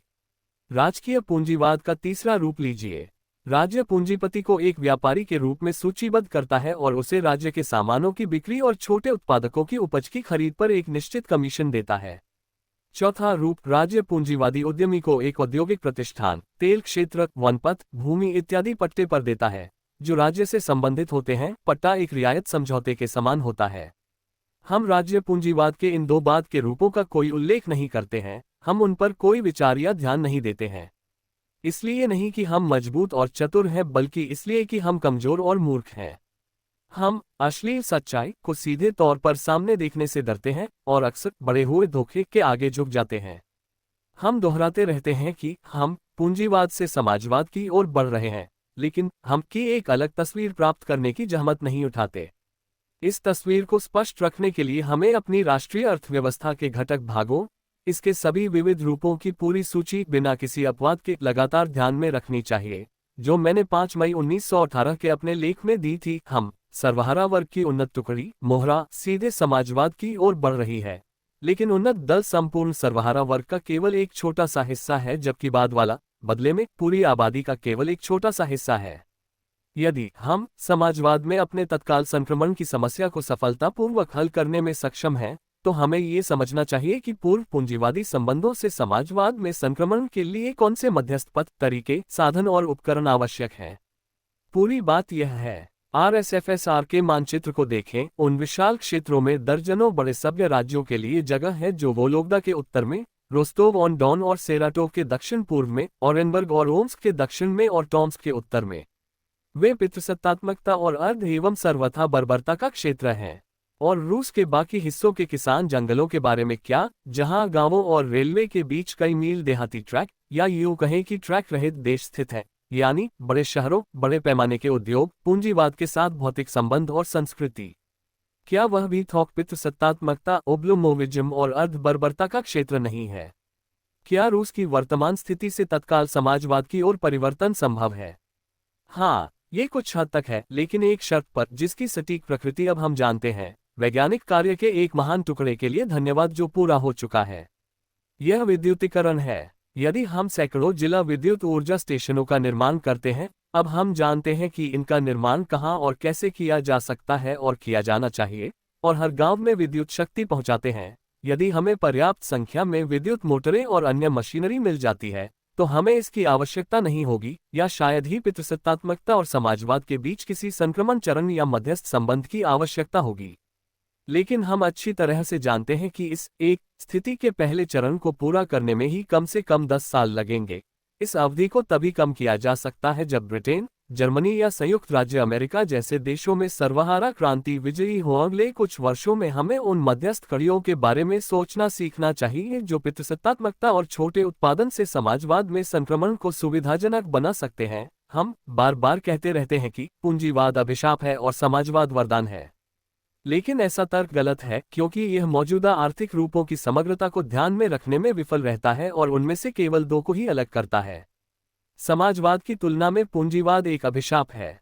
मध्ययुगीनता, छोटे उत्पादन और नौकरशाही की बुराइयों की तुलना में पूंजीवाद एक वरदान है जो छोटे उत्पादकों के फैलाव से उत्पन्न होता है। यद्यपि हम अभी भी छोटे उत्पादन से सीधे समाजवाद की ओर बढ़ने में असमर्थ हैं, कुछ पूंजीवाद छोटे उत्पादन और विनिमय के मौलिक उत्पाद के रूप में अपरिहार्य है, ताकि हमें पूंजीवाद का उपयोग छोटे उत्पादन और समाजवाद के बीच मध्यस्थ कड़ी के रूप में, एक साधन, एक मार्ग और उत्पादक शक्तियों को बढ़ाने की एक विधि के रूप में, विशेष रूप से इसे राज्य पूंजीवाद के चैनलों में निर्देशित करके करना चाहिए। नौकरशाही की बुराइयों के आर्थिक पहलू पर नजर डालें। 5 मई 1918 को हमें उनमें से कुछ भी दिखाई नहीं देता। अक्टूबर क्रांति के 6 महीने बाद, जब पुराना नौकरशाही तंत्र ऊपर से नीचे तक ध्वस्त हो गया, हमें इसकी कोई भी बुराई महसूस नहीं होती। एक साल बाद रूसी कम्युनिस्ट पार्टी की 8वीं कांग्रेस, मार्च 18-23, 1919 ने एक नया पार्टी कार्यक्रम अपनाया जिसमें हमने स्पष्ट रूप से सोवियत प्रणाली के भीतर नौकरशाही के आंशिक पुनरुद्धार की बात की स्वीकार करने से डरे बिना बुराई, लेकिन उसे प्रकट करने, उजागर करने और स्तंभित करने और उससे लड़ने के लिए विचार, इच्छा, ऊर्जा और कार्रवाई को प्रोत्साहित करने की इच्छा रखते हैं। 2 साल बाद 1921 के वसंत में सोवियत संघ की 8वीं कांग्रेस, दिसंबर 1920 के बाद, जिसमें नौकरशाही की बुराइयों पर चर्चा की गई, और रूसी कम्युनिस्ट पार्टी की 10वीं कांग्रेस मार्च 1921 के बाद, जिसमें निकटता से जुड़े विवादों का सारांश दिया गया। इन बुराइयों के विश्लेषण से हम इन्हें और भी अधिक स्पष्ट और भयावह पाते हैं। उनकी आर्थिक जड़ें क्या हैं? वे अधिकतर दोहरे चरित्र के होते हैं। एक ओर एक विकसित पूंजीपति वर्ग को श्रमिकों और आंशिक रूप से किसानों के क्रांतिकारी आंदोलन के खिलाफ उपयोग करने के लिए नौकरशाही तंत्र, मुख्य रूप से एक सैन्य तंत्र और फिर न्यायपालिका आदि की आवश्यकता होती है। ये कुछ ऐसा है जो हमें नहीं मिला है। हमारी अदालतें पूंजीपति वर्ग के विरुद्ध निर्देशित वर्ग अदालतें हैं। हमारी सेना पूंजीपति वर्ग के विरुद्ध निर्देशित एक वर्ग सेना है। नौकरशाही की बुराइयां सेना में नहीं, बल्कि उसकी सेवा करने वाली संस्थाओं में हैं। हमारे देश में नौकरशाही प्रथाओं की अलग अलग आर्थिक जड़ें हैं, अर्थात छोटे उत्पादक की परमाणु और बिखरी हुई स्थिति, उसकी गरीबी, अशिक्षा, संस्कृति की कमी, कृषि और उद्योग के बीच सड़कों और आदान प्रदान की अनुपस्थिति, उनके बीच संबंध और बातचीत की अनुपस्थिति। ये काफी हद तक गृह युद्ध का परिणाम है। हम उद्योग को बहाल नहीं कर सके जब हमें चारों तरफ से घेर लिया गया, पूरी दुनिया से काट दिया गया और बाद में अनाज देने वाले दक्षिण साइबेरिया और कोयला क्षेत्रों से भी काट दिया गया। हम युद्ध साम्यवाद लागू करने में संकोच नहीं कर सकते थे, या सबसे निराशाजनक चरम सीमा तक जाने का साहस नहीं कर सकते थे। श्रमिकों और किसानों के शासन को बचाने के लिए हमें अर्धभुखमरी और अर्धभुखमरी से भी बदतर स्थिति का सामना करना पड़ा, लेकिन कायम रहना पड़ा अभूतपूर्व बर्बादी और आर्थिक संबंधों के अभाव के बावजूद, हर कीमत पर। हमने खुद को भयभीत होने की अनुमति नहीं दी, जैसा कि समाजवादी क्रांतिकारियों और मेंशेविकों ने किया था, जो वास्तव में बड़े पैमाने पर पूंजीपति वर्ग का अनुसरण करते थे क्योंकि वे डरे हुए थे। लेकिन वह कारक जो एक अवरुद्ध देश में जीत के लिए महत्वपूर्ण था, एक घिरा हुआ किला, ने 1921 के वसंत तक अपना नकारात्मक पक्ष प्रकट किया, जब अंतिम व्हाइटगॉड बलों को अंततः आरएसएफएसआर के क्षेत्र से घिरे किले में खदेड़ दिया गया। ये सभी विनिमय को लॉक करना संभव और अनिवार्य था। असाधारण वीरता प्रदर्शित करने वाली जनता के साथ इसे 3 वर्षों तक सहन किया जा सकता है।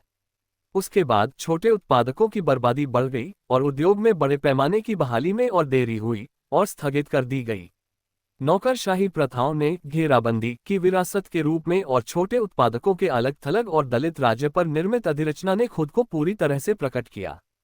हमें किसी बुराई का अधिक मजबूती से मुकाबला करने के लिए उसे बार बार शून्य से शुरू करने के लिए निडर होकर स्वीकार करना सीखना चाहिए। हमें अपनी गतिविधि के प्रत्येक क्षेत्र में कई बार ऐसा करना होगा, जो अधूरा रह गया था उसे पूरा करना होगा और समस्या के लिए अलग अलग दृष्टिकोण चुनना होगा। बड़े पैमाने के उद्योग की बहाली में स्पष्ट देरी को देखते हुए उद्योग और कृषि के बीच आदान प्रदान का लॉकअप असहनीय हो गया है। नतीजतन हमें इस पर ध्यान केंद्रित करना चाहिए कि हम क्या कर सकते हैं। छोटे उद्योग को बहाल करना, उस छोर से चीजों की मदद करना, युद्ध और नाकाबंदी के कारण आधे अधूरे ढांचे को ध्वस्त करना। हमें पूंजीवाद से डरे बिना हर कीमत पर व्यापार को विकसित करने के लिए हर संभव प्रयास करना चाहिए, क्योंकि हमने इसे जो सीमाएं तय की हैं, अर्थव्यवस्था में जमींदारों और पूंजीपति वर्ग का स्वामित्व, राजनीति में श्रमिकों और किसानों का शासन, पर्याप्त रूप से संकीर्ण और उदारवादी है। ये वस्तु के रूप में कर का मूलभूत विचार और आर्थिक महत्व है। सभी पार्टी और सोवियत कार्यकर्ताओं को किसान खेती में तत्काल सुधार लाने के विशेष उद्देश्य के लिए अपने प्रयासों और ध्यान को आर्थिक विकास में अधिकतम स्थानीय पहल पैदा करने पर केंद्रित करना चाहिए। गुबनिया में, यूएजद में और भी अधिक, ज्वालामुखी और गांवों में और भी अधिक, भले ही छोटे साधनों से, छोटे पैमाने पर, छोटे स्थानीय उद्योग विकसित करके इसकी मदद करना। एकीकृत राज्य आर्थिक योजना की मांग है कि यह चिंता और प्राथमिकता प्रयास का केंद्र बिंदु बनना चाहिए। यहाँ कुछ सुधार सबसे व्यापक और सबसे गहरी, नींव के सबसे करीब, बड़े पैमाने के उद्योग की अधिक जोरदार और सफल बहाली के लिए सबसे तेज संक्रमण की अनुमति देगा। अब तक खाद्य आपूर्ति कार्यकर्ता केवल एक ही मौलिक निर्देश जानता था, अनाज विनियोजन का 100% एकत्र करना। अब उनका एक और निर्देश है, कम से कम समय में 100% कर वसूल करें और फिर बड़े पैमाने और छोटे उद्योग के माल के बदले में 100% और वसूल करें। जो लोग बड़े पैमाने और छोटे उद्योग के माल के बदले में कर का 75% और दूसरे 100 का 75% एकत्र करते हैं, वे 100% कर एकत्र करने वालों की तुलना में राष्ट्रीय महत्व का अधिक उपयोगी कार्य करेंगे। 55% दूसरे 100 का विनिमय के माध्यम से। खाद्य आपूर्ति कार्यकर्ता का कार्य अब और अधिक जटिल हो गया है। एक और यह एक राजकोषीय कार्य है, कर को यथासंभव शीघ्र और कुशलतापूर्वक एकत्र करना। दूसरी ओर यह एक सामान्य आर्थिक कार्य है, सहकारी समितियों को निर्देशित करने का प्रयास करें, छोटे उद्योग की सहायता करें। स्थानीय पहल को इस तरह विकसित करें कि कृषि और उद्योग के बीच आदान प्रदान बढ़े और इसे एक ठोस आधार पर रखा जा सके। हमारी नौकरशाही प्रथाएं साबित करती हैं कि हम अभी भी बहुत खराब काम कर रहे हैं। हमें ये स्वीकार करने में डरना नहीं चाहिए कि इस संबंध में हमें अभी भी पूंजीपति से बहुत कुछ सीखना है। हम विभिन्न प्रांतों, ओरजदों, वोल्स्टों और गांवों के व्यावहारिक अनुभव की तुलना करेंगे। एक ही स्थान पर निजी पूंजीपतियों, बड़े और छोटे, ने बहुत कुछ हासिल किया है। यह उनका अनुमानित मुनाफा है। वह श्रद्धांजलि है, वह शुल्क है जो हमें स्कूली शिक्षा के लिए चुकाना होगा। यदि हम एक या दो चीजें सीख ले तो हमें इसके लिए भुगतान करने में कोई आपत्ति नहीं होगी। पड़ोसी इलाके में सहयोग से इतना कुछ हासिल हुआ है, वह तो सहकारी समितियों का मुनाफा है। और तीसरे स्थान पर इतना कुछ पूरी तरह से राज्य और साम्यवादी तरीकों से हासिल किया गया है। वर्तमान में ये तीसरा मामला एक दुर्लभ अपवाद होगा। कर के भुगतान के बाद बचे अधिशेष स्टॉक के लिए विभिन्न प्रयोगों या विनिमय की प्रणालियों को व्यवस्थित करना प्रत्येक क्षेत्रीय आर्थिक केंद्र और गवर्नर कार्यकारी समितियों के आर्थिक सम्मेलन का प्राथमिक कार्य होना चाहिए। कुछ महीनों के समय में तुलना और अध्ययन के लिए व्यवहारिक परिणाम प्राप्त होने चाहिए। स्थानीय या आयातित नमक, निकटतम शहर से पैराफिन तेल, हस्तशिल्प लकड़ी का काम करने वाला उद्योग, स्थानीय कच्चे माल का उपयोग करके हस्तशिल्प और किसानों के लिए कुछ, शायद बहुत महत्वपूर्ण नहीं, लेकिन आवश्यक और उपयोगी वस्तुएं तैयार करना, हरित कोयला, विद्युतीकरण के लिए छोटे स्थानीय जल विद्युत संसाधनों का उपयोग, इत्यादि इत्यादि। यह सब हर कीमत पर उद्योग और कृषि के बीच आदान प्रदान को प्रोत्साहित करने के लिए लाया जाना चाहिए। जो लोग इस क्षेत्र में सर्वोत्तम परिणाम प्राप्त करते हैं, यहाँ तक कि निजी पूंजीवाद के माध्यम से, यहाँ तक कि सहकारी समितियों के बिना भी, या इस पूंजीवाद को सीधे राज्य पूंजीवाद में परिवर्तित किए बिना, रूस में समाजवादी निर्माण के लिए उन लोगों की तुलना में अधिक काम करेंगे जो विचार करते हैं। साम्यवाद की शुद्धता को लेकर राज्य पूंजीवाद और सहकारी समितियों के लिए नियम और निर्देश तैयार करते हैं, लेकिन व्यापार को प्रोत्साहित करने के लिए कुछ भी व्यावहारिक नहीं करते हैं। क्या ये विरोधाभासी नहीं है कि निजी पूंजी को समाजवाद की मदद करनी चाहिए? बिल्कुल नहीं। वास्तव में यह एक अकाट्य आर्थिक तथ्य है। चूंकि यह एक छोटा सा किसान देश है जहां परिवहन अत्यधिक अव्यवस्था की स्थिति में है, एक ऐसा देश जो सर्वहारा वर्ग के राजनीतिक मार्गदर्शन के तहत युद्ध और नाकाबंदी से उभर रहा है, जो परिवहन प्रणाली और बड़े पैमाने के उद्योग को नियंत्रित करता है, यह अनिवार्य रूप से सबसे पहले इस प्रकार है। वर्तमान समय में स्थानीय आदान प्रदान प्रथम श्रेणी का महत्व प्राप्त कर रहा है, और दूसरा, निजी पूंजीवाद, राज्य पूंजीवाद की बात नहीं, के माध्यम से समाजवाद की सहायता करने की संभावना है। आइए शब्दों के बारे में विवाद न करें। हमारे पास अभी भी उस तरह की बहुत सारी चीजें हैं। हमें व्यवहारिक अनुभव में अधिक विविधता रखनी चाहिए और उसका व्यापक अध्ययन करना चाहिए। कुछ परिस्थितियों में स्थानीय कार्य का अनुकरणीय संगठन, यहाँ तक कि सबसे छोटे पैमाने पर भी, केंद्रीय राज्य कार्य की कई शाखाओं की तुलना में कहीं अधिक राष्ट्रीय महत्व का है। ये बिल्कुल वही परिस्थितियां हैं जो अब आम तौर पर किसान खेती में और विशेष रूप से औद्योगिक वस्तुओं के लिए कृषि के अधिशेष उत्पादों के आदान प्रदान के संबंध में प्रचलित हैं। इस संबंध में अनुकरणीय संगठन, यहाँ तक कि एक एकल खंड में भी किसी भी पीपुल्स कमिश्नरेट के केंद्रीय तंत्र के अनुकरणीय सुधार की तुलना में कहीं अधिक राष्ट्रीय महत्व का है। पिछले 3.5 वर्षों में हमारा केंद्रीय तंत्र इस हद तक तैयार हो गया है कि वह एक निश्चित मात्रा में हानिकारक दिनचर्या हासिल करने में कामयाब हो गया है। हम इसमें किसी भी हद तक जल्दी सुधार नहीं कर सकते। हम नहीं जानते कि इसे कैसे करें। इसे मौलिक रूप से सुधारने, नए बलों की आमद सुनिश्चित करने, नौकरशाही प्रथाओं का प्रभावी ढंग से मुकाबला करने और इस हानिकारक दिनचर्या पर काबू पाने के काम में सहायता स्थानीय और निचले स्तर से मिलनी चाहिए, एक कॉम्प्लेक्स के मॉडल संगठन के साथ, भले ही छोटे पैमाने पर। मैं कॉम्प्लेक्स कहता हूं, जिसका अर्थ सिर्फ एक खेत, उद्योग की एक शाखा या एक कारखाना नहीं है, बल्कि आर्थिक संबंधों की समग्रता, आर्थिक आदान प्रदान की समग्रता है, भले ही केवल एक छोटे से इलाके में। हम में से जो लोग केंद्र में काम पर बने रहने के लिए अभिशप्त हैं, वे तंत्र में सुधार करने और नौकरशाही बुराइयों को दूर करने का कार्य जारी रखेंगे, भले ही मामूली और तुरंत प्राप्त करने योग्य पैमाने पर ही क्यों न हो। लेकिन इस कार्य में सबसे बड़ी सहायता स्थानीय लोगों से मिल रही है और मिलेगी। आम तौर पर कहें तो, जहां तक मैं देख सकता हूं, केंद्र की तुलना में इलाकों में चीजें बेहतर हैं, और यह समझने योग्य है क्योंकि स्वाभाविक रूप से नौकरशाही की बुराइयां केंद्र में केंद्रित हैं। इस संबंध में मॉस्को गणतंत्र में सबसे खराब शहर और सामान्य तौर पर सबसे खराब इलाका हो सकता है। इलाकों में औसत से अच्छे और बुरे पक्षों में विचलन होता है, बाद वाला पहले की तुलना में कम होता है। बुरे पक्ष की ओर विचलन पूर्व सरकारी अधिकारियों, जमींदारों, पूंजीपतियों और अन्य दुष्टों द्वारा किए गए दुर्व्यवहार हैं जो कम्युनिस्टों के लिए खेलते हैं और जो कभी कभी किसानों के खिलाफ घृणित आक्रोश और अत्याचार के कार्य करते हैं। इसके लिए आतंकवादी सफाई, सारांश परीक्षण और फायरिंग दस्ते की आवश्यकता है। माटो, चेरनोव और उनके जैसे गैर पार्टी परोपकारियों को अपनी छाती पीटने दें और चिल्लाने दें, मैं आपको धन्यवाद देता हूं, भगवान, कि मैं इन जैसा नहीं हूं और मैंने कभी भी आतंकवाद को स्वीकार नहीं किया है। ये सरल लोग आतंकवाद को स्वीकार नहीं करते क्योंकि वे मजदूरों और किसानों को बेवकूफ बनाने में व्हाइट गॉडों के सहयोगी बनना चुनते हैं। समाजवादी क्रांतिकारी और मेंशेविक आतंकवाद को स्वीकार नहीं करते क्योंकि समाजवाद के झंडे के नीचे वे जनता को व्हाइट गॉड आतंकवाद की दया पर रखने का अपना कार्य पूरा कर रहे हैं। ये रूस में केरेंस्की शासन और कोनिलोव पुच द्वारा, साइबेरिया में कोलचक शासन द्वारा और जॉर्जिया में मेंशेविज्म द्वारा सिद्ध किया गया था। ये Finland, Hungary, Austria, Germany, Italy, Britain आदि में दूसरे इंटरनेशनल और 2.5 इंटरनेशनल के नायकों द्वारा साबित किया गया था। व्हाइट गॉड आतंकवाद के चापलूस सहयोगियों को इसमें शामिल होने दें, उन्होंने सभी प्रकार के आतंकवाद को अस्वीकार कर दिया।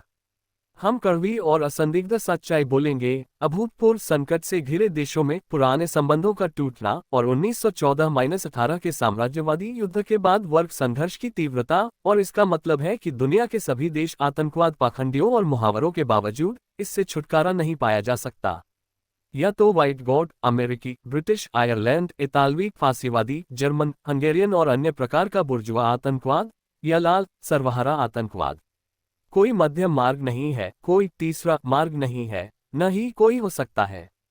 अच्छे पक्ष की ओर विचलन नौकरशाही की बुराइयों से निपटने में मिली सफलता, श्रमिकों और किसानों की जरूरतों पर दिखाया गया बड़ा ध्यान और अर्थव्यवस्था को विकसित करने, श्रम की उत्पादकता बढ़ाने और कृषि के बीच स्थानीय आदान प्रदान को प्रोत्साहित करने में बहुत सावधानी है। और उद्योग, हालांकि अच्छे उदाहरण बुरे उदाहरणों की तुलना में अधिक हैं, फिर भी वे दुर्लभ हैं। फिर भी वे वहां हैं। गृहयुद्ध और अभाव से जूझ रही युवा ताज़ा कम्युनिस्ट ताकतें सभी इलाकों में आगे आ रही हैं। हम अभी भी इन बलों को नियमित रूप से निचले से ऊंचे पदों पर पदोन्नत करने के लिए बहुत कम प्रयास कर रहे हैं। इसे वर्तमान की तुलना में अधिक दृढ़ता से और व्यापक पैमाने पर किया जा सकता है और किया जाना चाहिए। कुछ श्रमिकों को केंद्र के कार्य से स्थानीय कार्य में स्थानांतरित किया जा सकता है और किया भी जाना चाहिए। यूएजेड और वोल्स्ट के अग्रणी लोगों के रूप में, जहां वे समग्र रूप से अनुकरणीय तर्ज पर आर्थिक कार्य को व्यवस्थित कर सकते हैं, वे केंद्र में कुछ जंक्शन करने की तुलना में कहीं अधिक अच्छा करेंगे और कहीं अधिक राष्ट्रीय महत्व का कार्य करेंगे। कार्य का अनुकरणीय संगठन नए श्रमिकों को प्रशिक्षित करने में मदद करेगा और ऐसे उदाहरण प्रदान करेगा जिनका अन्य जिले सापेक्ष आसानी से अनुसरण कर सकते हैं। हम केंद्र में देश भर के अन्य जिलों को अच्छे उदाहरणों का अनुसरण करने के लिए प्रोत्साहित करने और यहां तक कि उनके लिए ऐसा करना अनिवार्य बनाने के लिए बहुत कुछ करने में सक्षम होंगे। अपनी प्रकृति से कृषि और उद्योग के बीच विनिमय विकसित करने का काम छोटे, मुख्य रूप से हस्तशिल्प उद्योग के उत्पादन के लिए कर पश्चात अधिशेष का आदान प्रदान, स्वतंत्र, सक्षम और बुद्धिमान स्थानीय पहल की मांग करता है। यही कारण है कि यूएस और वॉलोस्ट्स में अनुकरणीय तर्ज पर काम को व्यवस्थित करना अब राष्ट्रीय दृष्टिकोण से बेहद महत्वपूर्ण है। सैन्य मामलों में पिछले पोलिश युद्ध के दौरान उदाहरण के लिए हम नौकरशाही पदानुक्रम से हटने, अपग्रेड करने या गणतंत्र की क्रांतिकारी सैन्य परिषद के सदस्यों को निचले पदों पर स्थानांतरित करने से डरते नहीं थे, जबकि उन्हें अपने उच्च पद पर बने रहने की अनुमति दी गई थी। केंद्र में रैंक अब अखिल रूसी केंद्रीय कार्यकारी समिति के कई सदस्यों या कॉलेजियम के सदस्यों या अन्य उच्च रैंकिंग साथियों को यूएजेड या यहां तक कि वोल्स्ट कार्य में स्थानांतरित क्यों नहीं किया जाता? निश्चित रूप से हम इतने नौकरशाही नहीं हुए हैं कि इसके लिए शर्मिंदा हों, और हमें केंद्रीय निकायों में ऐसे सैकड़ों कार्यकर्ता मिलेंगे जिन्हें स्वीकार करने में खुशी होगी। पूरे गणतंत्र के आर्थिक विकास को भारी लाभ होगा और अनुकरणीय वोल्स्ट या यूएसएस न केवल एक महान बल्कि सकारात्मक रूप से महत्वपूर्ण और ऐतिहासिक भूमिका निभाएंगे। संयोग से हमें मुनाफाखोरी से निपटने की समस्या के प्रति अपने दृष्टिकोण में आवश्यक बदलाव को एक छोटी लेकिन महत्वपूर्ण परिस्थिति के रूप में देखना चाहिए।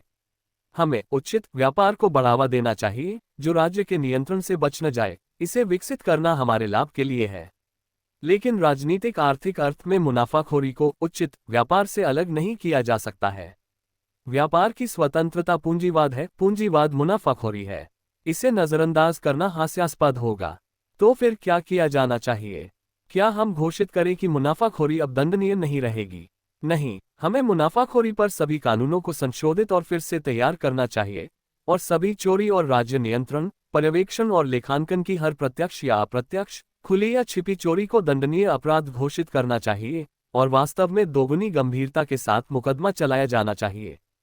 प्रश्न को इस तरह से प्रस्तुत करने से ही काउंसिल ऑफ पीपुल्स कमिसेस ने पहले ही काम शुरू कर दिया है, यानी उसने मुनाफाखोरी विरोधी कानूनों में संशोधन पर काम शुरू करने का आदेश दिया है, जिससे हम दिशा देने में सफल होंगे। राज्य पूंजीवाद के चैनलों में पूंजीवाद का अपरिहार्य लेकिन आवश्यक विकास। राजनीतिक सारांश और कटौती। मुझे अभी भी संक्षेप में राजनीतिक स्थिति से निपटना है, और जिस तरह से ऊपर उल्लिखित आर्थिक विकास के संबंध में इसने आकार लिया है और बदल गया है। मैं पहले ही कह चुका हूं कि 1921 में हमारी अर्थव्यवस्था की मूलभूत विशेषताएं वही थीं जो 1918 में थीं। 1921 के वसंत में मुख्य रूप से फसल की विफलता और मवेशियों की हानि के परिणामस्वरूप किसानों की स्थिति में भारी गिरावट आई, जो युद्ध और नाकाबंदी के कारण काफी खराब था। इसके परिणामस्वरूप राजनीतिक उतार चढ़ाव पैदा हुआ, जो आमतौर पर छोटे उत्पादक की प्रकृति को व्यक्त करता है। उनकी सबसे प्रभावशाली अभिव्यक्ति क्रोनस्टेड विद्रोह थी। निम्न बुर्जुआ तत्व का उतार चढ़ाव क्रोनस्टेड घटनाओं की सबसे विशिष्ट विशेषता थी। ऐसा बहुत कम था जो स्पष्ट, निश्चित और पूर्ण आकार का हो। हमने स्वतंत्रता, व्यापार की स्वतंत्रता, मुक्ति, बोल्शेविकों के बिना सोवियत या सोवियत के लिए नए चुनाव या पार्टी तानाशाही से राहत इत्यादि के बारे में अस्पष्ट नारे सुने। मेंशेविक और समाजवादी क्रांतिकारियों दोनों ने क्रोनस्टेड आंदोलन को अपना घोषित किया। विक्टर चेरनोव ने क्रोनस्टाट को एक दूत भेजा। बाद के प्रस्ताव पर क्रोनस्टेड नेताओं में से एक मेंशेविक वाल्क ने संविधान सभा के लिए मतदान किया। एक झटके में, बिजली की गति से आप कह सकते हैं, व्हाइट गॉड्स ने अपनी सारी ताकतें क्रोनस्टेड के लिए जुटा लीं। क्रोनस्टाट में उनके सैन्य विशेषज्ञों, कई विशेषज्ञों और अकेले कोज़लोवस्की ने ओरानियनबाम में उतरने की योजना तैयार की, जिसने मेंशेविकों, समाजवादी क्रांतिकारियों और गैर पार्टी तत्वों के अस्थिर जनसमूह को डरा दिया। विदेशों में प्रकाशित 50 से अधिक रूसी व्हाइट गॉड अखबारों ने क्रोनस्टेड के लिए एक उग्र अभियान चलाया। बड़े बैंकों, वित्तीय पूंजी की सभी ताकतों ने क्रोनस्टेड की सहायता के लिए धन एकत्र किया। पूंजीपति और जमींदारों के उस चतुर नेता कैडेट माइलुकोव ने धैर्यपूर्वक सीधे सरल व्यक्ति विक्टर चेरनोव को और मेंशेविक डैन और रोजकोव को, जो क्रोनस्टाट घटनाओं के साथ उनके संबंध के कारण पेट्रोग्राद में जेल में हैं, अप्रत्यक्ष रूप से समझाया कि वहां संविधान सभा के साथ जल्दबाजी करने की कोई आवश्यकता नहीं है और सोवियत सत्ता का समर्थन किया जा सकता है और किया जाना चाहिए, केवल बोल्शेविकों के बिना। निस्संदेह निम्न बुर्जुआ वाक्यांश प्रवर्तक चेरनोव या मार्टोव जैसे अभिमानी सरल लोगों की तुलना में अधिक चतुर होना आसान है, जो कि मार्क्सवाद को स्वीकार करने के लिए परोपकारी सुधारवाद के शूरवीर थे। सही ढंग से कहें तो मुद्दा यह नहीं है कि एक व्यक्ति के रूप में माइलुकोव के पास अधिक दिमाग है, बल्कि यह है कि अपनी वर्ग स्थिति के कारण बड़े पूंजीपति वर्ग के पार्टी नेता वर्गसार और चीजों के राजनीतिक संपर्क को नेताओं की तुलना में अधिक स्पष्ट रूप से देखते और समझते हैं। निम्न पूंजीपति वर्ग चेरनोव और मार्टोव का, क्योंकि पूंजीपति वास्तव में एक वर्ग शक्ति है जो पूंजीवाद के तहत अनिवार्य रूप से राजतंत्र और सबसे लोकतांत्रिक गणराज्य दोनों में शासन करती है, और जिसे अनिवार्य रूप से विश्व पूंजीपति वर्ग का समर्थन भी प्राप्त होता है। लेकिन निम्न पूंजीपति वर्ग यानी दूसरे इंटरनेशनल और 2.5 इंटरनेशनल के सभी नायक चीजों की आर्थिक प्रकृति के कारण वर्ग नपुंसकता की अभिव्यक्ति के अलावा और कुछ नहीं कर सकते हैं, इसलिए झिझक, वाक्यांश, भ्रम और असहायता। 1789 में निम्न बुर्जुआ अभी भी महान क्रांतिकारी हो सकते थे। 1848 में वे हास्यास्पद और दयनीय थे। 1917-21 में उनकी वास्तविक भूमिका घृणित एजेंटों और प्रतिक्रिया के पूर्ण सेवकों की है, चाहे उनके नाम चेरनोव, मार्टोव, कोत्स्की, मैकडोनाल्ड या आपके पास क्या हो। मार्टोव ने खुद को एक परोपकारी नार्सिसिस के अलावा और कुछ नहीं दिखाया जब उन्होंने अपनी बर्लिन पत्रिका में घोषणा की कि क्रोनस्टेड ने न केवल मेंशेविक नारे अपनाए बल्कि यह भी साबित किया कि एक बोल्शेविक विरोधी आंदोलन हो सकता है जो पूरी तरह से व्हाइट गॉड के हितों की सेवा नहीं करता है, पूंजीपति और जमींदार। वह वास्तव में कहता है, आइए हम इस तथ्य से मुंह मोड़ लें कि सभी वास्तविक व्हाइट गॉडों ने क्रोनस्टेड विद्रोहियों की सराहना की और बैंकों के माध्यम से क्रोनस्टेड की सहायता के लिए धन एकत्र किया। चेरनोव्स और मार्टोव्स की तुलना में माइलुकोव सही है, क्योंकि वह वास्तविक व्हाइट गॉड बल पूंजीपतियों और जमींदारों की ताकत की असली रणनीति का खुलासा कर रहा है। उन्होंने घोषणा की, इससे कोई फर्क नहीं पड़ता कि हम किसका समर्थन करते हैं, चाहे वे अराजकतावादी हो या किसी भी प्रकार की सोवियत सरकार। जब तक बोल्शेविकों को उखाड़ फेंका जाता है, जब तक सत्ता में बदलाव होता है, इससे कोई फर्क नहीं पड़ता कि दाएं या बाएं, मेंशेविकों के लिए या अराजकतावादियों के लिए, जब तक ये बोल्शेविकों से दूर है। जहां तक बाकी का सवाल है, हम मिल्युकोव्स, हम पूंजीपति और जमींदार बाकी काम खुद करेंगे। हम अराजकतावादी पिग्मी चेरनोव्स और मार्टोव्स को थप्पड़ मारेंगे, जैसे हमने साइबेरिया में चेरनोव और मैस्की, हंगरी में हंगेरियन चेरनोव्स और मार्टोव्स, जर्मनी में कोत्स्की और वियना में फ्रेडरिक एडलर्स एंड कंपनी को हराया था। असली कठोर दिमाग वाले पूंजीपति वर्ग ने इन सैकड़ों परोपकारी नार्सिसिस को मूर्ख बनाया है, चाहे मेंशेविक, समाजवादी क्रांतिकारी या गैर पार्टी, और सभी देशों में सभी क्रांतियों में कई बार उन्हें बाहर निकाला है। इतिहास इसका प्रमाण देता है, तथ्य इसकी पुष्टि करते हैं। नार्सिसिस बात करेंगे, मिल्युकोव्स और व्हाइट गॉड्स कार्रवाई करेंगे।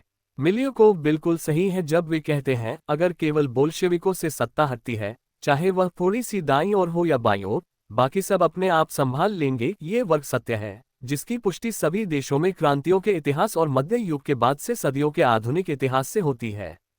बिखरे हुए छोटे उत्पादक किसान आर्थिक और राजनीतिक रूप से या तो पूंजीपति वर्ग द्वारा एकजुट हैं, ये हमेशा से रहा है और हमेशा रहेगा सभी देशों में, सभी आधुनिक क्रांतियों में पूंजीवाद के तहत, या सर्वहारा वर्ग द्वारा, वही था। आधुनिक इतिहास की कुछ महानतम क्रांतियों के चरम पर बहुत ही कम समय के लिए यह मामला अल्पविकसित रूप में था, जो 1917-21 में रूस में अधिक विकसित रूप में हुआ था।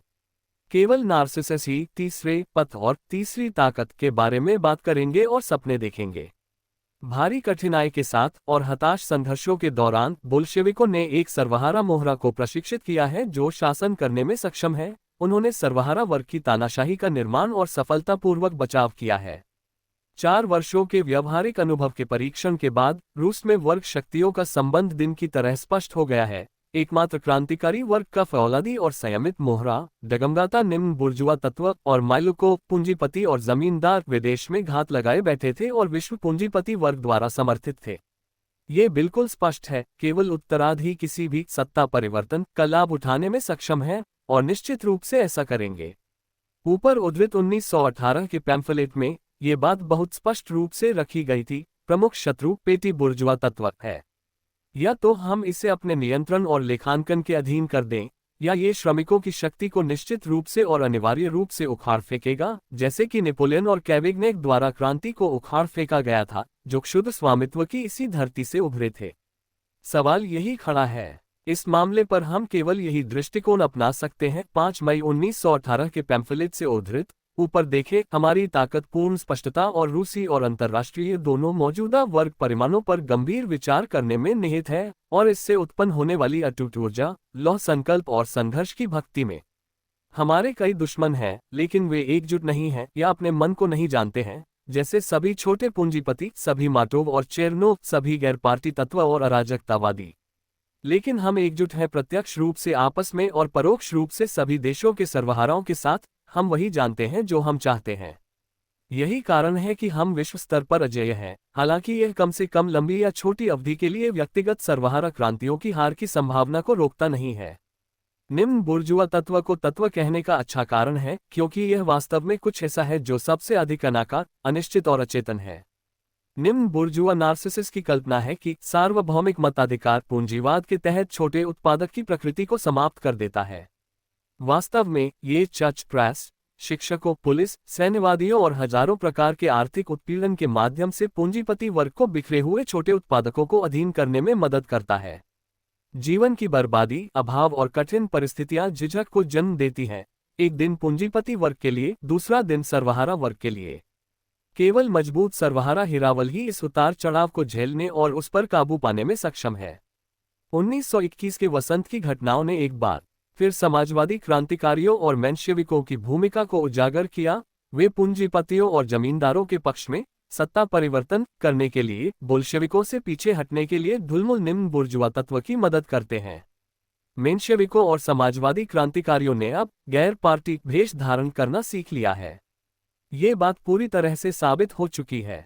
अब केवल मूर्ख ही इसे देखने और समझने में असफल होते हैं कि हमें स्वयं को मूर्ख नहीं बनने देना चाहिए। गैर पार्टी सम्मेलन कोई बुत नहीं है। वे मूल्यवान हैं यदि वे हमें भावहीन जनता के करीब आने में मदद करते हैं, लाखों मेहनतकश लोग जो अभी भी राजनीति से बाहर हैं। यदि वे गैर पार्टी लोगों के भेष में मेंशेविकों और समाजवादी क्रांतिकारियों के लिए एक मंच प्रदान करते हैं तो वे हानिकारक हैं। वे विद्रोहियों और व्हाइट गॉडों की मदद कर रहे हैं। मेंशेविकों और समाजवादी क्रांतिकारियों के लिए घोषित या गैर पार्टी भेष में जगह गैर पार्टी सम्मेलन में नहीं बल्कि जेल में है, या विदेशी पत्रिकाओं में श्वेत रक्षकों के साथ कंधे से कंधा मिलाकर हमें माटोव को विदेश जाने की अनुमति देकर खुशी हुई। हम जनता के मूड को परखने और उनके करीब आने के अन्य तरीके ढूंढ सकते हैं और खोजने ही चाहिए। हमारा सुझाव है कि जो लोग संसदीय, संविधान सभा और गैर पार्टी सम्मेलन का खेल खेलना चाहते हैं, उन्हें विदेश जाना चाहिए। वहां माटोव की ओर से वे लोकतंत्र के आकर्षण आजमा सकते हैं और रेंगल के सैनिकों से उनके बारे में पूछ सकते हैं। हमारे पास सम्मेलनों के खेल में इस विरोध के लिए समय नहीं है। हम विश्व पूंजीपति वर्ग से घिरे हुए हैं, जो अपने लोगों को वापस लाने और जमींदारों और पूंजीपति वर्ग को बहाल करने के लिए झिझक के हर संकेत पर नजर रख रहे हैं। हम मेंशेविकों और समाजवादी क्रांतिकारियों को जेल में रखेंगे, चाहे वे घोषित हो या गैर पार्टी भेष में। हम राजनीति से अछूते मेहनतकश लोगों के साथ घनिष्ठ संपर्क स्थापित करने के लिए हर साधन का उपयोग करेंगे, सिवाय ऐसे साधनों के जो मेंशेविकों और समाजवादी क्रांतिकारियों को मौका देते हैं और उन झिझक से जो माइलुकोव को लाभ पहुंचाते हैं। विशेष रूप से हम उत्साहपूर्वक सोवियत कार्य में, मुख्य रूप से आर्थिक कार्य में, सैकड़ों गैर पार्टी लोगों, जनता से वास्तविक गैर पार्टी लोगों, श्रमिकों और किसानों की श्रेणी और फाइल को आकर्षित करेंगे, न कि उन लोगों को जिन्होंने गैर पार्टी को अपनाया है। मेंशेविक और समाजवादी क्रांतिकारी निर्देशों का पालन करने के लिए पार्टी के रंग, जो माइलुकोव के लिए बहुत फायदेमंद हैं। सैकड़ों और हजारों गैर पार्टी लोग हमारे लिए काम कर रहे हैं और उनमें से कई बहुत महत्वपूर्ण और जिम्मेदार पदों पर हैं। हमें उनके काम करने के तरीके पर अधिक ध्यान देना चाहिए। हमें हजारों रैंक और फाइल श्रमिकों को बढ़ावा देने और उनका परीक्षण करने, उन्हें व्यवस्थित और लगातार आजमाने और उनमें से सैकड़ों को उच्च पदों पर नियुक्त करने के लिए और अधिक प्रयास करना चाहिए, यदि अनुभव से पता चलता है कि वे उन्हें भर सकते हैं। हमारे कम्युनिस्टों को अभी भी प्रशासन के अपने वास्तविक कर्तव्यों की पर्याप्त समझ नहीं है। उन्हें सब कुछ स्वयं करने का प्रयास नहीं करना चाहिए, खुद को दोहराना चाहिए और हर चीज का सामना करने में असफल होना चाहिए। 20 काम करना चाहिए और एक भी पूरा नहीं करना चाहिए। उन्हें स्को और सैकड़ों सहायकों के काम की जांच करनी चाहिए। उनके काम की जांच नीचे से, यानी वास्तविक जनता द्वारा करने की व्यवस्था करनी चाहिए। उन्हें काम का निर्देशन करना चाहिए और उन लोगों से सीखना चाहिए जिनके पास बड़े पैमाने पर उत्पादन आयोजित करने का ज्ञान, विशेषज्ञ और अनुभव है। पूंजीपतियों, बुद्धिमान कम्युनिस्ट सैन्य विशेषज्ञ से सीखने से नहीं डरेंगे, हालांकि 9-10वां सैन्य विशेषज्ञ हर अवसर पर विश्वासघात करने में सक्षम है।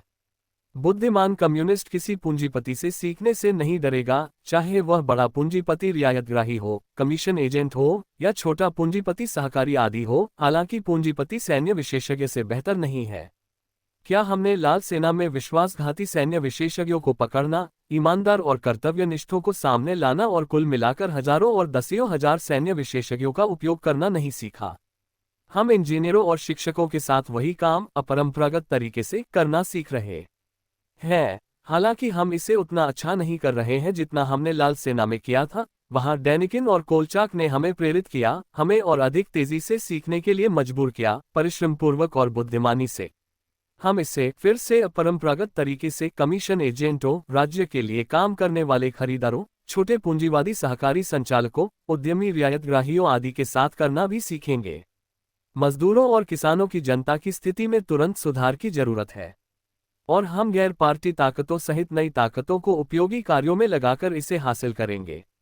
वस्तु के रूप में कर और उससे जुड़े कई उपाय इसे सुविधाजनक बनाएंगे। इस प्रकार हम छोटे उत्पादकों की अपरिहार्य झिझक की आर्थिक जड़ को काट देंगे और हम बेरहमी से राजनीतिक उतार चढ़ाव से लड़ेंगे, जिससे माइलुकोव के अलावा किसी को फायदा नहीं होगा।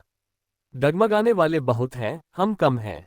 डगमगाने वाले बंटे हुए हैं, हम एक हैं। डगमगाने वाले आर्थिक रूप से स्वतंत्र नहीं हैं, सर्वहारा वर्ग है। ढुलमुल लोग अपने मन को नहीं जानते, वे कुछ बहुत बुरा करना चाहते हैं, लेकिन माइलुकोव उन्हें ऐसा नहीं करने देंगे। हम जानते हैं कि हम क्या चाहते हैं और इसलिए हम जीतेंगे। निष्कर्ष, सारांश में, वस्तु के रूप में कर युद्ध साम्यवाद से उत्पादों के नियमित समाजवादी विनिमय की ओर एक संक्रमण है।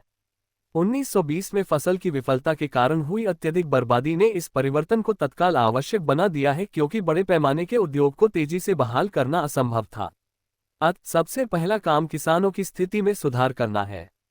साधन है वस्तु के रूप में कर, कृषि और उद्योग के बीच आदान प्रदान का विकास और लघु उद्योग का विकास। विनिमय व्यापार की स्वतंत्रता है, ये पूंजीवाद है। ये हमारे लिए उपयोगी है क्योंकि यह हमें छोटे उत्पादकों के बिखराव को दूर करने में मदद करेगा और कुछ हद तक नौकरशाही की बुराइयों से निपटने में मदद करेगा। ये किस हद तक किया जा सकता है, ये व्यावहारिक अनुभव से निर्धारित होगा। सर्वहारा सत्ता को कोई खतरा नहीं है जब तक सर्वहारा वर्ग मजबूती से अपने हाथों में सत्ता रखता है और परिवहन और बड़े पैमाने के उद्योग पर उसका पूरा नियंत्रण है। मुनाफाखोरी के खिलाफ लड़ाई को चोरी और राज्य पर्यवेक्षण, लेखांकन और नियंत्रण की चोरी के खिलाफ लड़ाई में तब्दील किया जाना चाहिए। इस नियंत्रण के माध्यम से हम पूंजीवाद को, जो कुछ हद तक हमारे लिए अपरिहार्य और आवश्यक है, राजकीय पूंजीवाद के चैनलों में निर्देशित करेंगे। कृषि और उद्योग के बीच आदान प्रदान को प्रोत्साहित करने के लिए स्थानीय पहल और स्वतंत्र कार्रवाई के विकास को हर कीमत पर पूरी गुंजाइश दी जानी चाहिए। प्राप्त व्यावहारिक अनुभव का अध्ययन किया जाना चाहिए और इस अनुभव को यथासंभव विविध बनाया जाना चाहिए। हमें किसानों की खेती की सेवा करने वाले और उसे बेहतर बनाने में मदद करने वाले लघु उद्योग को सहायता देनी चाहिए। कुछ हद तक ये सहायता राज्य के भंडार से कच्चे माल के रूप में दी जा सकती है। इन कच्चे माल को असंसाधित छोड़ देना सबसे अधिक आपराधिक होगा। हमें व्यापारियों, छोटे पूंजीवादी सह संचालकों और पूंजीपतियों सहित बुर्जुआ विशेषज्ञों से, कम्युनिस्टों के सीखने से डरना नहीं चाहिए, जैसा कि हमने सैन्य विशेषज्ञों से सीखा है। हालांकि एक अलग रूप में सीखने के परिणामों का परीक्षण केवल व्यावहारिक अनुभव और आपके पक्ष के बुर्जुआ विशेषज्ञों से बेहतर काम करके किया जाना चाहिए। कृषि और उद्योग में सुधार सुनिश्चित करने और उनके बीच आदान प्रदान विकसित करने के लिए हर तरह से प्रयास करें। उन्हें ट्यूशन शुल्क के लिए परेशान न करें, कोई भी बहुत अधिक नहीं होगा, बशर्ते हम कुछ सीखें। मेहनतकश जनता की मदद करने, उनके करीब आने और उनके बीच से सैकड़ों हजारों गैर पार्टी लोगों को आर्थिक प्रशासन के काम के लिए बढ़ावा देने के लिए सब कुछ करें। जहां तक गैर पार्टी लोगों का सवाल है, जो केवल मेनशेविक और समाजवादी क्रांतिकारी हैं, जो फैशनेबल गैर पार्टी पोशाक आला क्रोनस्टेड में छिपे हुए हैं, उन्हें जेल में सुरक्षित रखा जाना चाहिए या बलिन ले जाया जाना चाहिए, ताकि वे माटोव के साथ स्वतंत्र रूप से सभी का आनंद उठा सकें। शुद्ध लोकतंत्र के आकर्षण और चेरनोव, माइलुकोव और जॉर्जियाई मेंशेविकों के साथ विचारों का स्वतंत्र रूप से आदान प्रदान।